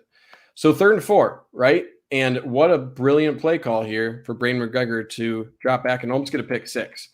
A quick mention here. In the past, I don't know about you, but the 3rd and 3, 3rd and 4 against OSU's of the old, I was terrified because OSU usually had the power run game, right? Their quarterback could keep, you could do a little power run, and it felt like automatic with JT Barrett, other quarterbacks of the past that they'd pick this up. this is a scenario where Michigan felt that they could win, right? And how does Michigan react in 3rd and 4, right? This isn't Ohio State of the old where they're running their quarterback and 3rd and 3, 3rd and 4 feels automatic. They're dropping one of their key edge players on a slant because this is how Ohio State thinks they can best win this, right? Which is madness, really madness. But that is what's changed with Ohio State. I drew at the wrong wide receiver here, but the point holds. This is what Ohio State felt was their best option and has been all year. They don't trust their short area run game. They don't trust their running back or their quarterback running the ball. Instead, they're going for a quick little slant pick play, and it's really well defended. And without just dropping Braden McGregor, who does an excellent job getting to this, right? He's recognizing this route combination really well. So let's focus on that first. Braden McGregor dropping back. Boom, he flips his eyes, right? I really love how he, right at the snap, fakes the rush, boom, recognizes the route combo, right? Where's that going? Boom, flips back, sees the pass coming, redirects, almost gets the pick, right? And, I mean, honestly, give a little credit to CJ Stroud because he threw this high. I said earlier. Yeah, he threw this a late high. adjustment, really smart play. Yeah, he threw it high, recognizing that. The additional aspect of this is supposed to be a sort of little pick play, right? You got Stover here looking to make contact with defensive back, and this is all to just make this really tough little redirect here for your cornerback. Does a really good job here of your safety able to hold up the tight end, right? He recognizes this. Your safety recognizes this, that this isn't a real route. This is just a block, right? So what's your job as the safety? Give your cornerback a chance to make a play on this route, right? So it's a good job just holding that up enough. Tight end's not able to redirect that safety into the cornerback enough. So even if Braden McGregor wasn't there, right, your defensive back was able to make this clean route to Julian Fleming here and almost gets the pick, right? If this isn't here, he's also in position. So it's a really good job on the back end between your safety and cornerback on executing on that route combination. Again, getting there right at the appropriate time for that pass to probably break that up. But you also had Braden McGregor there because, again, the tendencies were there for Ohio State. And, you know, if you send Braden McGregor on the pass rush, this is a 2-step drop, 3-step drop and pass, right? Just turn and throw the slant. But Michigan scouted this well. Braden McGregor got to the appropriate spot, almost came away with a huge turnover. So, again, this comes down to coaching, right? What do they like to do on 3rd and short? They trust their pass game, and they trust their wide receivers to win those matchups, and Michigan understood that and appropriately reacted to that. So close. So close. How is that not OPI? Yeah. It's a good question. I mean, really, they weren't calling a lot of things during the game. Yeah, I mean, go back to the Illinois game, right? When the defensive back is making contact first, right? The defensive back is making contact here. Rod Moore is making contact with Stover. But this is also because that they recognize this route combination, right? Yep. You win this play by allowing a path for your cornerback. So as long as the defensive back is making first contact with the offensive player, it makes it a lot harder to call that. Is that a push? 100%. Is it technically OPI? Probably by the book, but you never see that called, especially when the defensive back makes that initial hand fighting motion in the initial 3 yards. Unless he's the target immediately after that 2-armed push, they're not going to call it. Yeah. Yep. So 2 things. One, I think McGregor playing a lot of football, we're starting to see him build back what we thought he could be as a recruit. This play, and then there's another one, I'm not sure if you have it, where he screams down the line and makes the tackle. I'm like, yep. There's that Hutch 2.0, man. Like, he's showing the flashes of it. No, I just want to bring it up because a lot of people keep asking, do you have this fake punt play that Ohio State didn't act? The snapper ended up snapping it back to the punter that everybody keeps asking about. Do we have that? I don't. I can pull it up pretty easily if we want to do We'll get to it when we get to it. Just everybody's been asking. They want to see that non-fake punt play. Just because even Harbaugh addressed it. So I just want to see if you had it since everybody's asking about it. So we'll try and dig that up. But yeah. Yep. Yeah, McGregor, that's sick. That was when it was 24-20. So we're not quite there yet. If someone has the timestamp of when that was. Or no, that was a different PI. Yeah, never mind. If somebody can find that, what time in the quarter, go ahead and throw it out in the comments and we'll try and dig it up. Yep, we'll definitely do that. And this, JJ. this is the difference, right? This is the difference between and there's a lot of things I want to talk about this play, of having a quarterback that will just win you a game, right? Of a quarterback who, when you have a quarterback that can run the ball and have that threat, right? This was a huge difference in the second half of having that threat and opening up the run game, right? Sometimes, yeah, you got to put your quarterback at risk, right? Does this give me a lot of confidence, right, of my quarterback's health? Not really. But you know what? When you're in a tight game like this, sometimes that's what you have to do.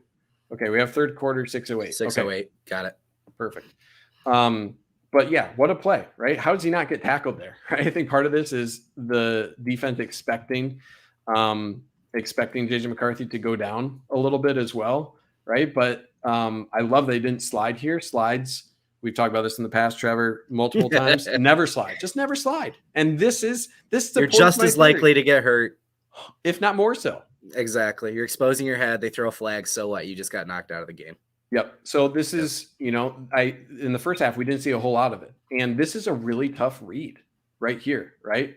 It's just a read option, right? So you're looking at numbers, right? We're looking at numbers in the box here. You got 1, 2, 3, 4, 5, 6. 1, 2, 3, 4, 5, 6, right? That's it. This is your read. This is your read. If he stays home, right? If he stays out here for the quarterback keep, you give, right? And you trust your 6-on-6 in the box. If he comes screaming down the line, right, then that's adding +1 to the box for OSU. Keep the outside, right? Block, trust your blocks on the outside. Boom, you should get a first down. This is a really tough read. This is what I would call like a really gray read. And JT, the defender here, does a really good job with this, right? I would probably trust him, right, with this to make this tackle, right? But it's also not easy to expect JJ McCarthy to make this, right, to the outside. He's a really good athlete. Very good. So it's a really good keep here because of the momentum, right? It's probably a little bit of a calculated guess here at this point for JJ McCarthy, but he recognizes the momentum, right? Right there, that extra hop skip right there, that's all you need, right? That's all you need there. And then JJ McCarthy steps on it, right? Steps on it, recognizes the gap. Good enough blocking on the outside, especially right here. Really good block right there to create that extra crease. And then the rest is just JJ putting his head down and just barreling through a couple defenders, right? So adding that extra threat of the quarterback run is huge for this second half, and you'll see it. Big play here, CJ Stokes, right? Starting to talk a little bit after this block, right? He shoves this defender down. He's fired up, right? JJ McCarthy shoves him away. I had a tweet about this. Shoves him away, right? And you're down 3, right? You're down 3, have a big play. It would be absolutely massive. Get the crowd back into it too if you pick up a personal foul, 15-yard penalty, right? All of that work you just did to pick up that first down would essentially be gone, right? You'd back up, that yardage is negated, and the momentum is back in Ohio State's favor. So just Ohio State do it later with a headbutt on the sideline, right? Exactly. Killed that drive. It's a really heady play. After a big play where I'm sure the adrenaline's running after JJ McCarthy is barreling through a couple guys, right? Really physical play for him to be able to have the presence of mind to then, be in control of the freshman here, CJ Stokes, and say like, hey man, let's be smart about this, right? Doesn't involve himself in the trash talk. He prioritizes maintaining that advantage that they just gained through that play. And that's what Sam Stamos says. Leadership, right? That's Sam Stamos with the leadership call. Hey, we found him before. We found him before and earlier. Yep. So and yeah, honestly, really big play. That's a smart play by 15 too, to give up on maybe the tackle and just throwing JJ out of bounds because he's scoring if he breaks his hold there. So absolutely. But yeah, JJ's a leader, man. He's got a good head on his shoulders. He really does. Okay, moving in here. Where are we at? 1st and 10 here. And this was really just one of the few methodical drives that Michigan had all game. And actually, no, that was later in the game. This is the drive where they threw to Loveland. My mistake. Just really capitalizing on the play action here, right? Max protect. You're only sending 2 guys out on routes. And this is another tendency that Michigan had with routes from their tight end. And we'll show that. Just really great protection, right? Just really quick. You're bringing a lot for Ohio State, right? And you're just creating a nice cozy pocket here for JJ McCarthy. Especially good job from Donovan Edwards, right? This defender is getting some leverage against your left tackle, right? You never want your hips at this point in the play to be pointed that way. So Donovan Edwards is able to reset this block by picking that up, just assisting right there. It makes a really good decision. And then look at that pocket, right? Really good timing and step up there for JJ McCarthy to recognize that, not freak out, and trust that this route would be open, right? Really good throw. Again, this one, did he hold up a little bit to catch that ball? Sure, maybe a little bit. But again, he was wide open, right? We have a really good angle here showing the actual route. I mean, a little bit, not the cleanest route, right? Cornelius Johnson gets pushed off this a little bit to where on this little out and up, right? There's some contact made right here. So let's fast forward to this. So that makes it a little bit awkward, right? But this safety right here is really expecting this out, right? Really expecting that based off of this motion here for Loveland. So this guy way overreacts, and that's what opens this up, right? So really awkward there between the contact, but it's a really good redirect there for Loveland to keep his feet there and be able to dust that safety. And again, Cornelius Johnson knew it right away. Yeah, Lane Kiffin, let's go, touchdown! Yep, he just touchdown. And just a great pass and capitalized on the mistakes. Right, Ransom made the wrong move right here. Right, he I think probably, I don't know why this had to be a tendency. Right, that Michigan 100%. Likes to run the out here with Loveland, and instead he cuts up, and that's enough. That's enough space. Right, so. Again, give a lot of credit for JJ McCarthy sending a lot of pressure there from OSU. Be able to step up in that pocket, good pass protection, good job with the chip there from Donovan Edwards, and then able to keep your feet and Colson Loveland with his first career touchdown. It's great. No, just smart game planning all week to use Cornelius and Loveland as the deep threat because, yeah, I'm thinking Illinois, and then I can't remember the other game, but whenever Schoonmaker's not out there, that out to the right, that's the Loveland route. Right. That's the route you trust your freshman tight end to run. So him going deep here, I don't think was anything. I mean, but man, we got a lot of good things in front for 2022 still, but that dude in 23 is going to be ridiculous. Loveland is so good, man. Absolutely. Kyle McCarthy. I don't know if this is related to JJ McCarthy, but felt like Michigan coached circles around OSU coaches. Kind of seemed like that. And I mean, I think the main thing here is these were a lot of high leverage plays, both on offense and defense, and Michigan executed on all of them. And I feel like in the past, we've seen Michigan have opportunities, just not able to execute on them. I think in the first quarter especially, there were some defensive lapses, defensive execution issues that could have helped a little bit. But especially offensively, very few plays you can look at and be like, man, they really missed an opportunity to put points on the board. I mean, all of these high leverage plays, Michigan capitalized. There's been a role reversal in that way, right? In 2019, with freshman Chris Olave, right, comes out and gets a deep look, right?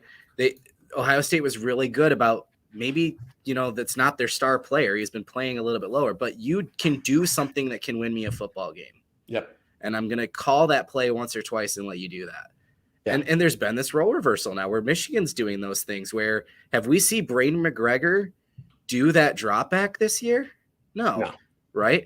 We've seen some deeper looks with Colson Loveland, but that type of route specifically, no.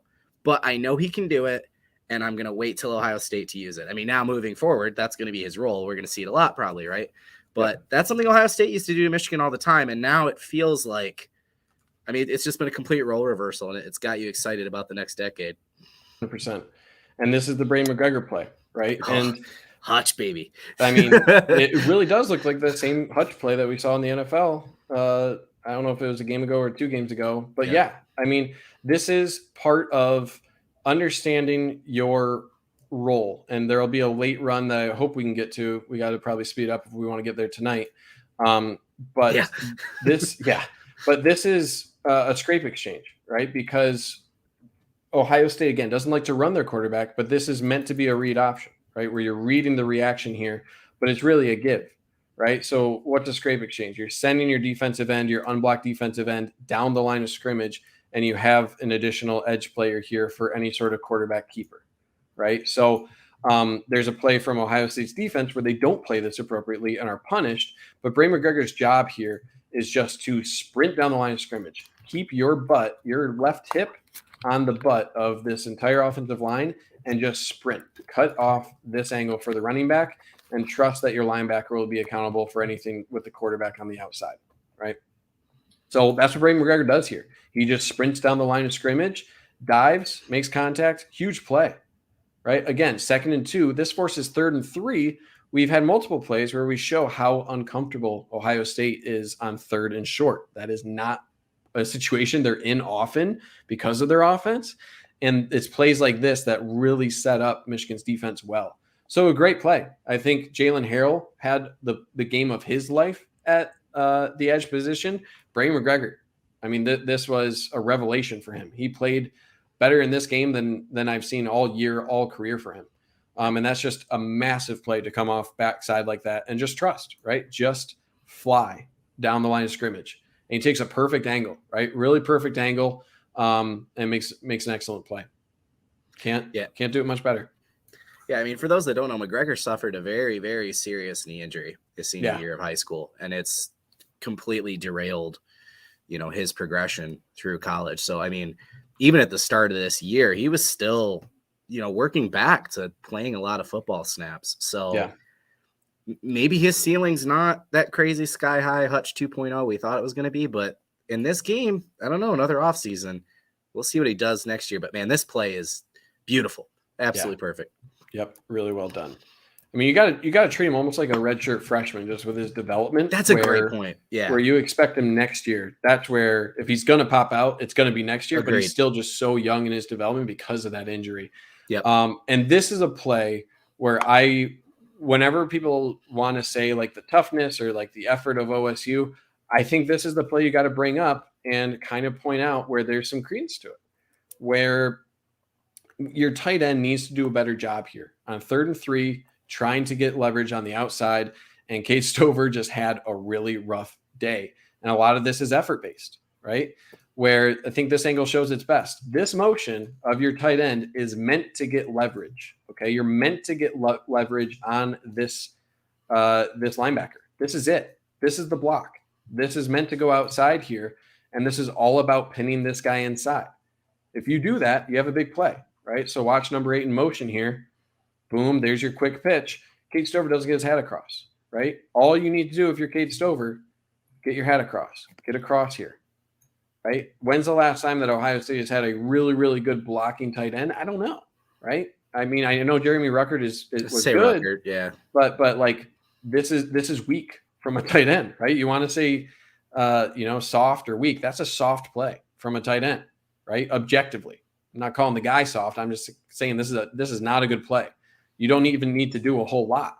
All you need to do is wrap this, right? Wrap this. You trust your running back to get outside here. You let him upfield, right? So it's just a bad play from your tight end to not be able. It's a weak contact point, and he doesn't stay engaged, right? So what does that do? That allows your linebacker to continue to string this down the line, right? That'll continue to string it down the line, and that gives just time. I don't know why it switched to a highlighter here on me, but that gives time for your defensive back in Sainristil to make an additional play there, right? So that's all you need. That's all you need is that one block. Does Sainristil maybe make this play if Colson isn't there? Maybe, but you can't have that as a tight end on that block. But yeah, give a lot of credit here. Sainristil making the initial contact, keeping that I don't know how he holds on to his jersey through this. My fingers are hurting from watching that. But really, really good play from both Colson and Sainristil. Yeah, I was freaking out watching this game. Just what a great play by both of them to just keep pushing them down the line. If that sideline becomes your 12th defender, then great. If you hold them up enough that your buddy can come help and close the deal. I mean, that's just, and there's no Ohio State guys anywhere. It's incredible. Yeah, I'm with you. This was kind of the whole soft thing, right? Like, yeah, but yeah, these dudes just make plays, man. Yep. It's awesome. It's also just a really good recognition here of Junior Colson to kind of let Sainristil get here as well. So he maintains his pursuit, but kind of redirects a little bit just to make this clean route for Sainristil. So it's a really clever, just little reroute here of just saying, okay, I'm giving up some ground here. Let me redirect, and then makes contact and ensures he drags him to the ground. So it's a really good tandem play as well. So really, really good job. Okay, moving on here, 24-20. And, I think Michigan at this point was like, okay, let's try to put this game away. But you still have some guys for Ohio State. All right. Say what you want about them. Eichenberg is still a player, right? I think he had 2 broken thumbs in this play. This is a matchup Michigan wanted, right? And what do I mean by that? You send out your wide receivers, right? You send out this. I think they got a little wheel route going here, but they want to clear out these defensive backs, right? You send your tight end out, you get him out of there. And they want this matchup of Donovan Edwards one-on-one against a linebacker, right? This is what they want on this play. So this was just a good reaction here from Tommy Eichenberg on that play, right? If you're Michigan, you got what you wanted. It kind of reminded me of the play against Georgia last year, where Michigan had Corum one-on-one against I forget what the name of the really good. Oh my God, Nakobe Dean, where you got what you want. Sometimes guys are just athletes in space, and this is a Tommy Eichenberg play where he does a really good job. So again, sometimes you have to tip your cap, and this is really sound technique and lateral movement speed from Eichenberg, right? Really good shuffle, boom, crossover, and able to get there, right? Had a cross, boom, stay connected on the ankle, just good tackle, right? So again, give credit where credit's due. And now you set up, that was 3rd down play. You set up Ohio State in Michigan territory after a not so great punt. And Ohio State's looking to cook here. So here is the play that Chris Jenkins really makes a big play on getting held here, which it is a big play, right? When you're able to get a pass rush that Chris Jenkins is there with the shuck, right, and force a hold, that's a big play, right? He won that play. It's the same as a sack. Exactly. That's why it's a 10-yard penalty. Right. And that forces, look at the footwork of Stroud, again, to your point of how panicked he is. He loses some of his technique there. He's able to deliver a pass to escape that. But again, rest of the play doesn't really matter because you had Chris Jenkins who won on the interior, right? Really good win there against, again, the guards of OSU. That was their weak point on the offensive line. Fit really well for Michigan's strength, their defensive tackles, right? So it's a really good job there of Chris Jenkins disengaging, boom, getting cross, and boom, there's your hold. And then the additional aspect, right? So we have the hold. This gives a little bit better view of the hold as well. It's no brainer, right?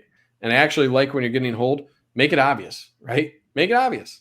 Look at the ref, which he's doing, right? Chris Jenkins is staring on the ref, holding up his arm, right? Nothing good is happening here, right? Make it hard for the ref to not call that, right? Make it impossible for him. And he does, right? So I have no issues whenever a guy is getting held, throwing up their hand. Sometimes you need to do that. Sometimes you do. And then you have this bonehead play. Don't know how this wasn't an ejection, right? When you throw a punch, it's an ejection. That's pretty egregious, right? Should have been an ejection. Yeah, if you do this, if you lead with the crown of your helmet at the helmet of another guy in the field of play, it's usually called targeting, right? So, obviously it's pretty egregious unsportsmanlike conduct, and that backs up Ohio State a ton, right? And this is where I need to pull in. We're going to do some live editing to get the footage of the punt, right? Because this set up Ohio State with a deep 1st and 35, I think it was, or something ridiculous. Yeah, I think that's what it was. Yeah. Yeah. And then they had to, they eventually had to punt. So give me a minute here. I will say props to Ryan Day because he basically ejected him for us, right? They showed that clip of him on the sideline just going, get him out of there. Oh, yeah. Right? He yanked him out. Yeah. He did a good job there. And that's again, that's role reversal, right? I'm thinking of 2018 and 2019 where Michigan just made dumb plays, right? And got dumb penalties. And I'm not going to make a big statement. Ryan Day is a really good coach. I think any of the talk about firing him is insane. He's a good coach, right? But in terms of the program and the discipline, right? We've talked a little bit about, we use that word soft, and I don't think we mean that in a necessarily straight up non-tough way, but in terms of football and being disciplined, right?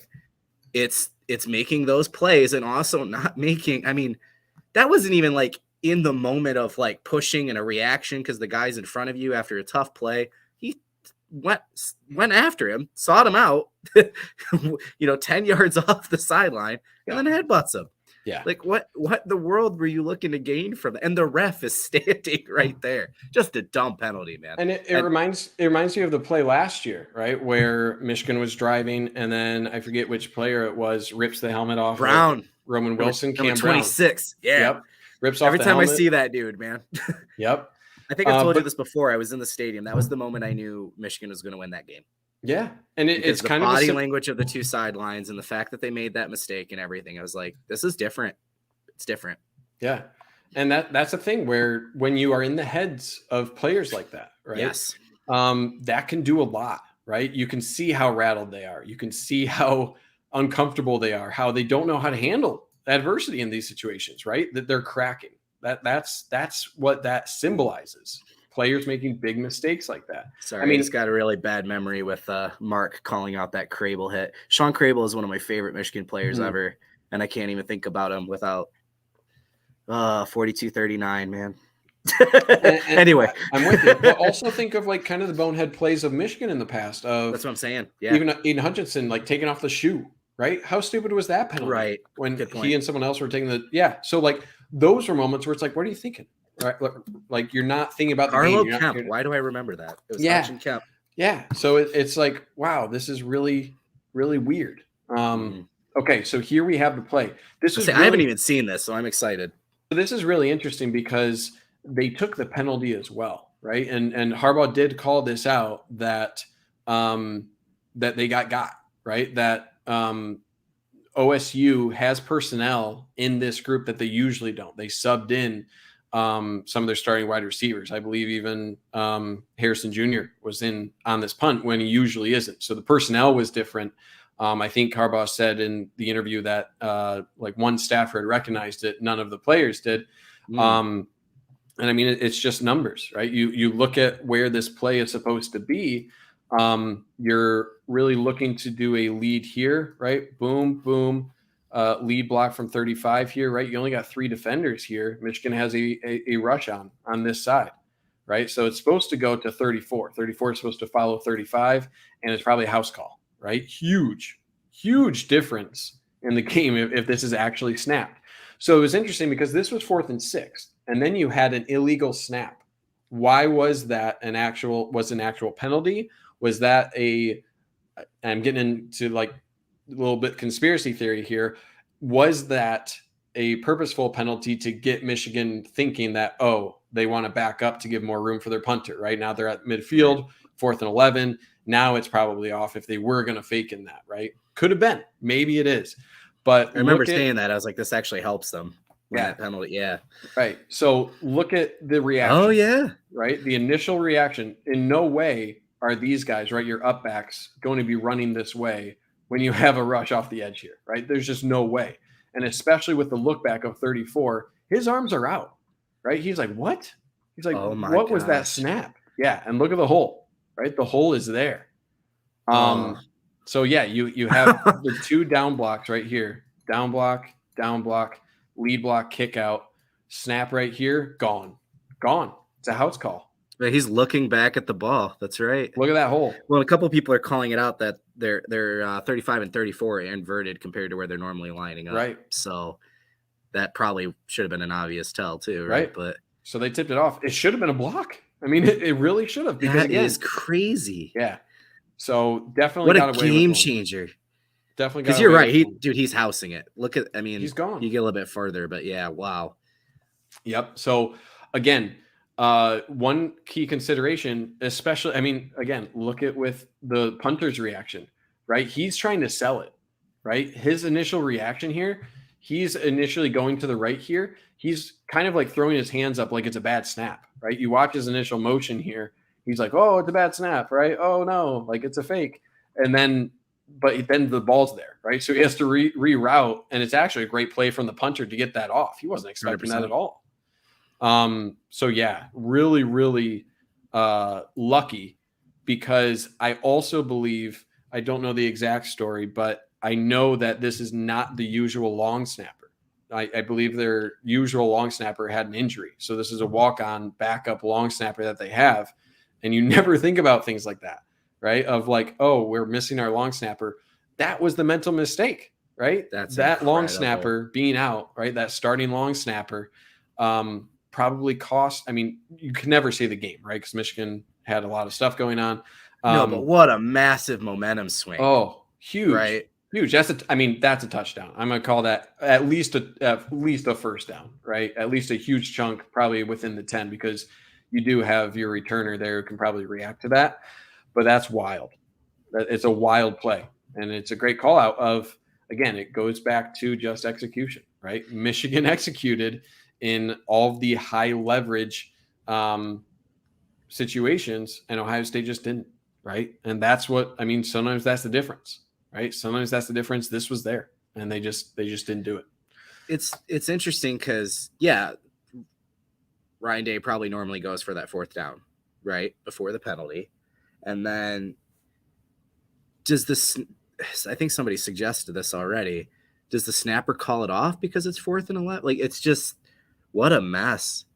Yeah, it's something that it's possible, right? It's possible that because of the penalty, he thought maybe it reverted back, right? But no one else thought that, right? Based off the blocking, it was probably called before the snap. Maybe because of the extra distance, and they have a certain call or something that when it is beyond 10 yards, you call it off. Never know, right? You never know. But yeah, there's a question from Sam Stamos. 34 was to take the snap. He was, and you'll see right after the snap, the punter's confused. 34 turns back like, wait, what? Why is the ball going back? This is one of those ones, like, we'll talk about this for a long time, man, like years. This is crazy. Yeah, 100%. How was 30? Hold on. How was 34 supposed to get that snap? The angle is weird. I mean, yeah, the angle is weird, but I mean, you're usually able to. I mean. We've run something similar with Barrett in the past, maybe not as dramatic. I think it looks worse because where 35 is standing. That's true. But it's not that crazy of a play. Yeah. I think you could do it. I think it's tough. I think you probably would want your snapper to angle a bit more as well, right? If he's able to move his right foot up a little bit more, make it easier. Maybe he would have if he would have been doing that play. Yeah, exactly. That's crazy. Right. So okay. I think this is going to have to be a two-parter. I was just going to say that the fourth quarter deserves more time than we have. It does. So I think we should get that, and we're going to save that dominant fourth quarter for its own episode. We are. Let's get through a couple more plays here. I'll cut it off at 2 hours because I still need to eat food. But I mean, we got near 400 people in here. Best episode yet for the best game. Appreciate you guys, man. That's awesome. Thanks for coming. And we'll get through a few more plays here, and then we'll see. Probably tomorrow or Wednesday we'll be able to go through the fourth quarter.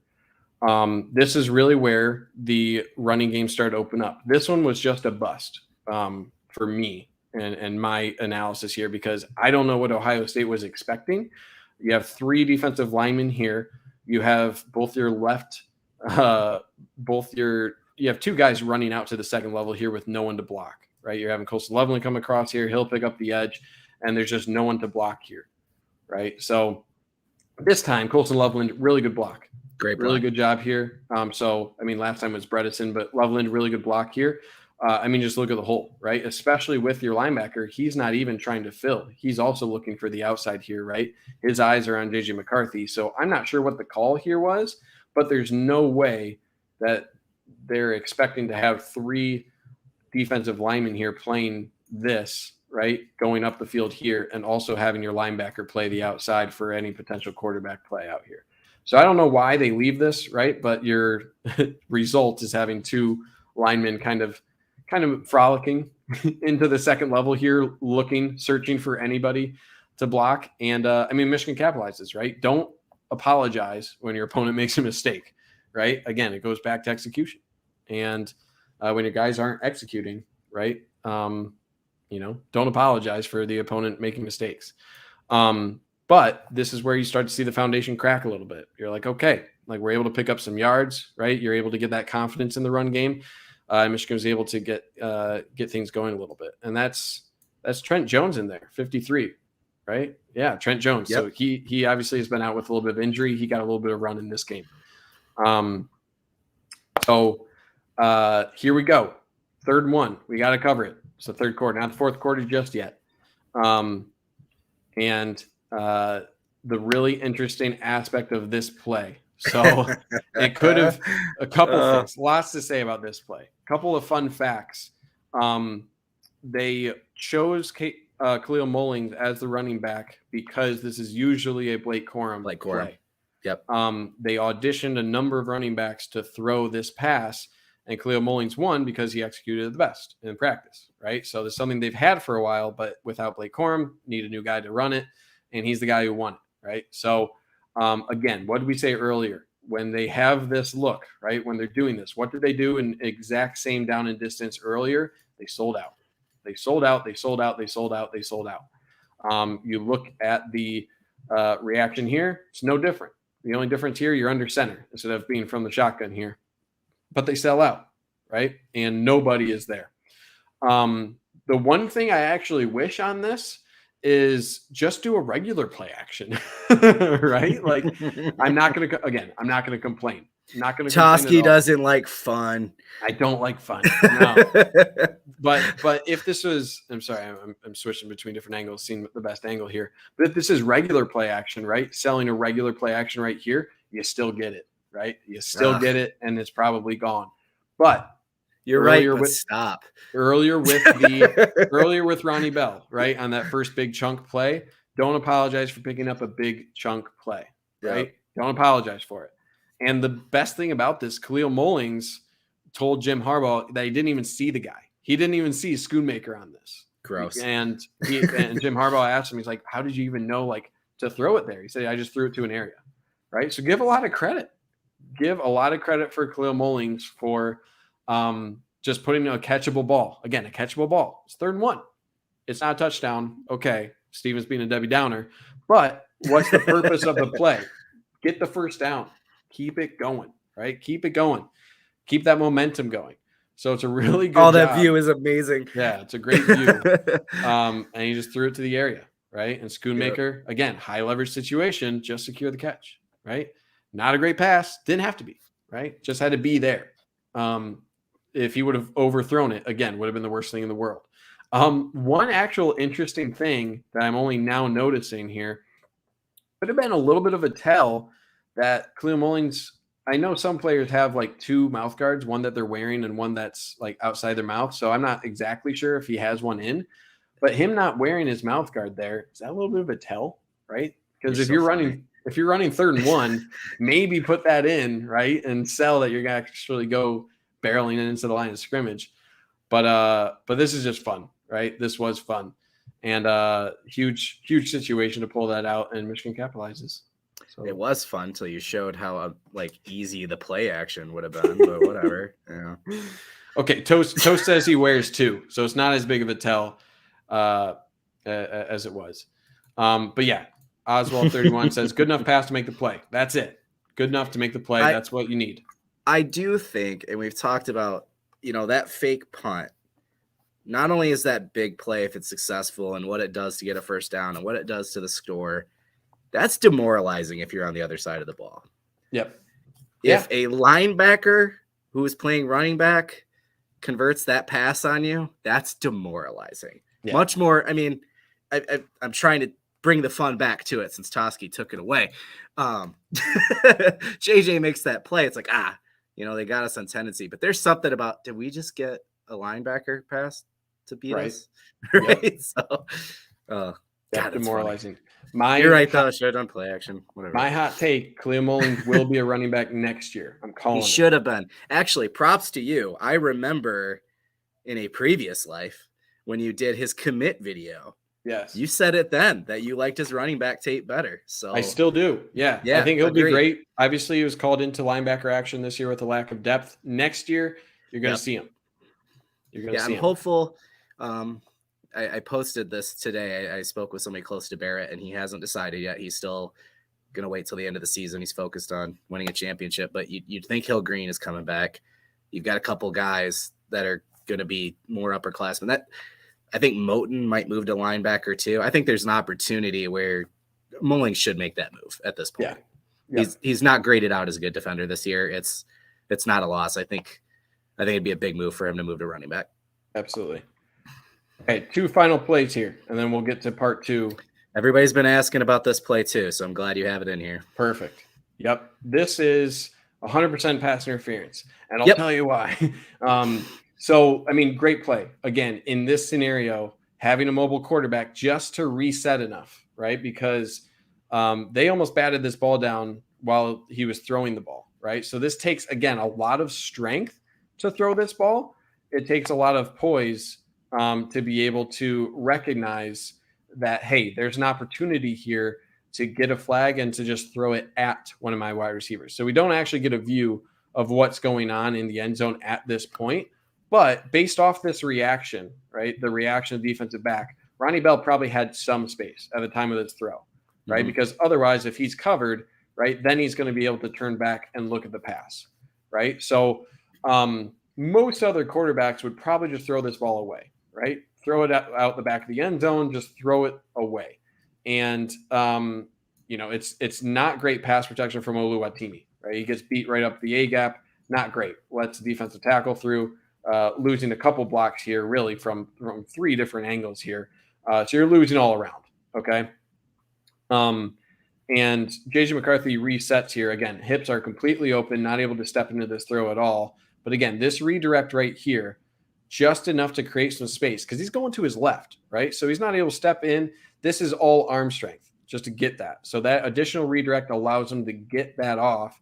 And then, the main question, I mean, one of the better officiated games in the Big Ten that I can remember, the question is this catchable or not, right? That's the question.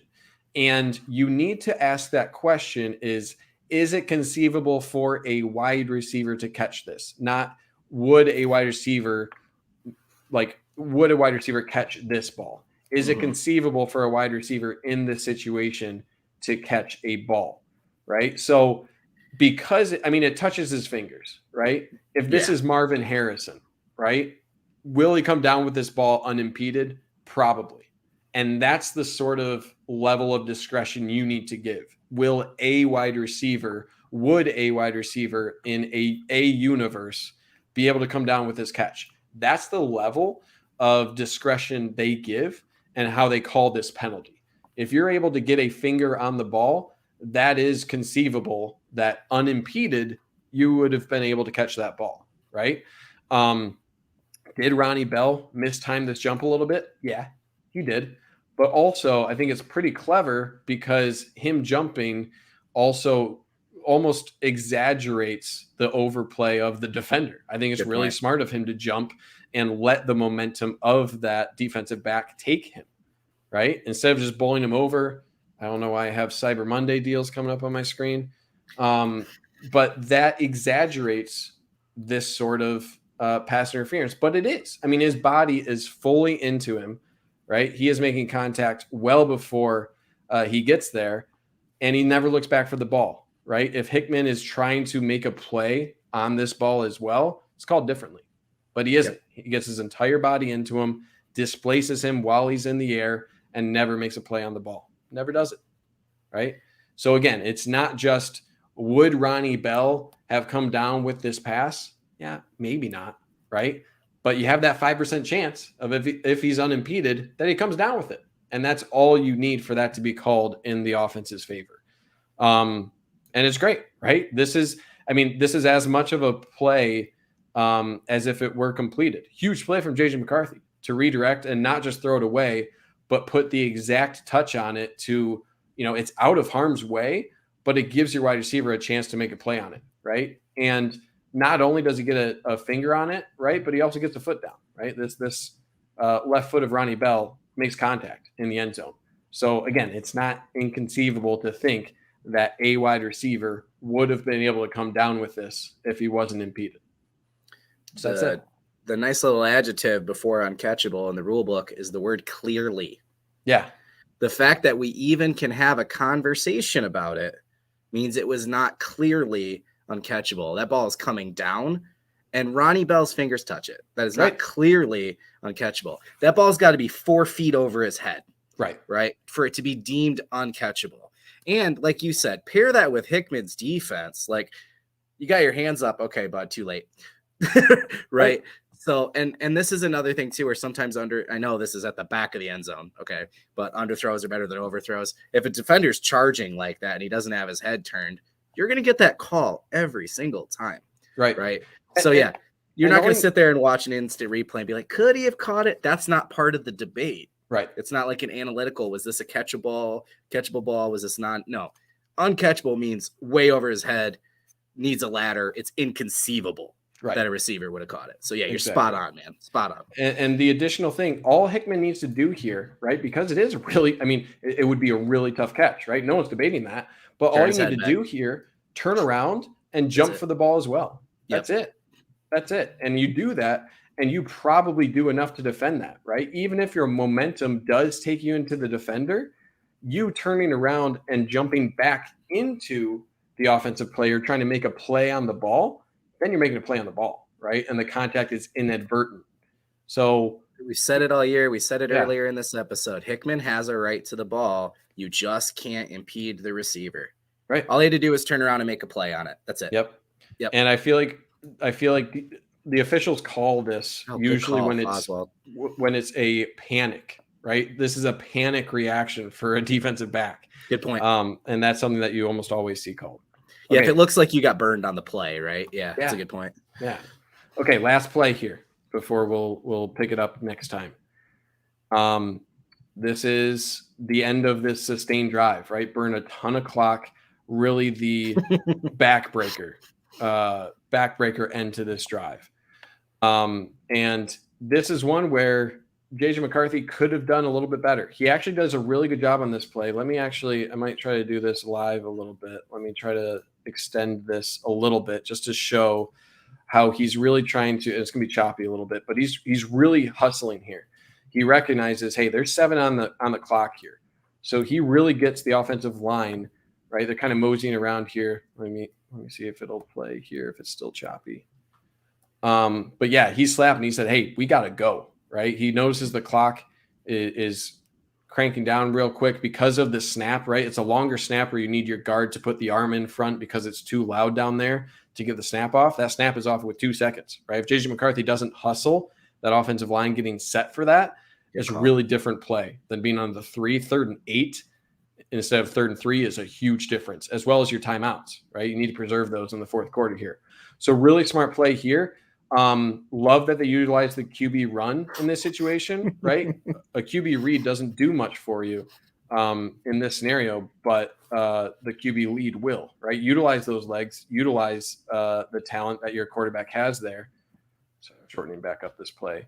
I just keep laughing. Sorry. I don't need you, Trevor Keegan.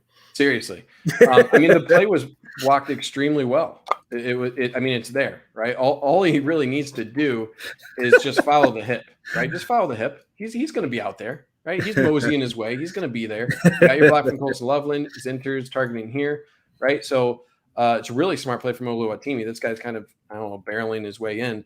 So you got a lot of kind of cutback lanes, just patience, right? Patience. You have numbers here if you follow. But McCarthy sees red and puts his head down. Again, going back to the difference in quarterbacks, right? Yes, CJ Stroud is a really, really good quarterback. He's really good at what he does.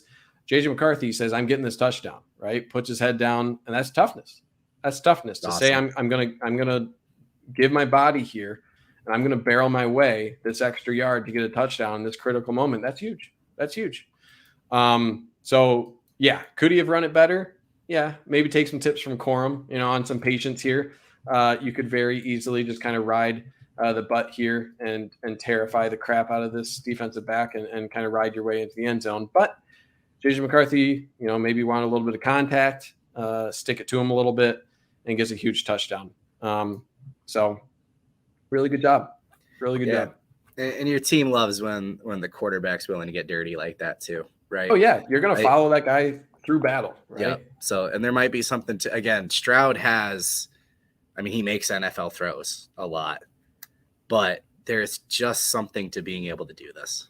Yep. You know, it just means a lot in more ways than just a football play. So I'm with you. I mean, 100%, I can't stop laughing because it's crazy that he did this, but it's a big moment, man. So, yep. Okay, cool. All right, we're going to stick a pin in this. All right, it's 31-20. It's crunch time for OSU, and we're going to cover the rest of this later. Take us out, Trevor. Where can we find everything on Twitter? All the good stuff. So, first off, this has been awesome. Appreciate all you guys watching. Appreciate all the feedback. Make sure you are subscribing to this channel so you're getting notifications. We do live podcasts we do every single day. Dennis has his afternoon show, but we do a lot of stuff every day. Big thing right now, michigan.rivals.com. Make sure you're subscribing to Maize and Blue Review. I'm the senior editor over there. Toski is obviously our video analyst. We're running a promo right now, $22 for the whole year. You just type in Rivals 22 when you get to the site. And look, earlier today, Josh Henschke posted some intel, confirmed Eric All is returning for this season. And just this evening, a little bit ago, Eric All posted it on Instagram. So if you're subscribed to Maize and Blue Review, you would have already known that today, right? Josh's intel is awesome. And he puts a lot of thought into what he posts on there. We're not looking to clickbait you. We're not looking to post every little nugget we have and try and turn it one way or the other or something changed. We really source our info, and we respect you guys as our subscribers, and we believe in our community, and that means giving you guys good, credible sourced info every single time we can. Okay, so would really appreciate if you join us over there. Again, he's got it scrolling on the bottom there, but michigan.rivals.com. You can follow us on Twitter at Michigan Rivals, and then obviously myself at Trevor McCue and Mr. Toski himself at Stephen Toski. He's the better fan follow, I think, on Twitter. A lot of us have to bite our tongues often, and and I'm jealous of you. That's been the worst part about it, moving up here in this promotion role. I'm sending tweets to my friends for them to put it out for me because I don't really want to say it anymore. Right? There you go. You're the responsible one. Yeah, I'm trying, man. I'm trying. So, all right, guys. So again, make sure you do the notification. We are going to go live again. Probably tomorrow makes more sense, right? We'll figure it out for sure. I know there's a basketball game, but we'll squeeze in tomorrow to not interfere. Be sure you're following us on Twitter as soon as we nail down the time and stuff for tomorrow. You're not going to want to miss the fourth quarter. I've already watched it myself probably 4 times since Saturday. It's probably the best quarter of Michigan football we've seen in a really, really long time. So make sure you join us again tomorrow for more analysis. And again, thank you for coming in. Thank you for your comments. Thank you for interacting. And we'll see you tomorrow. All right. Thanks, take care, everybody. Have a great night. Bye-bye.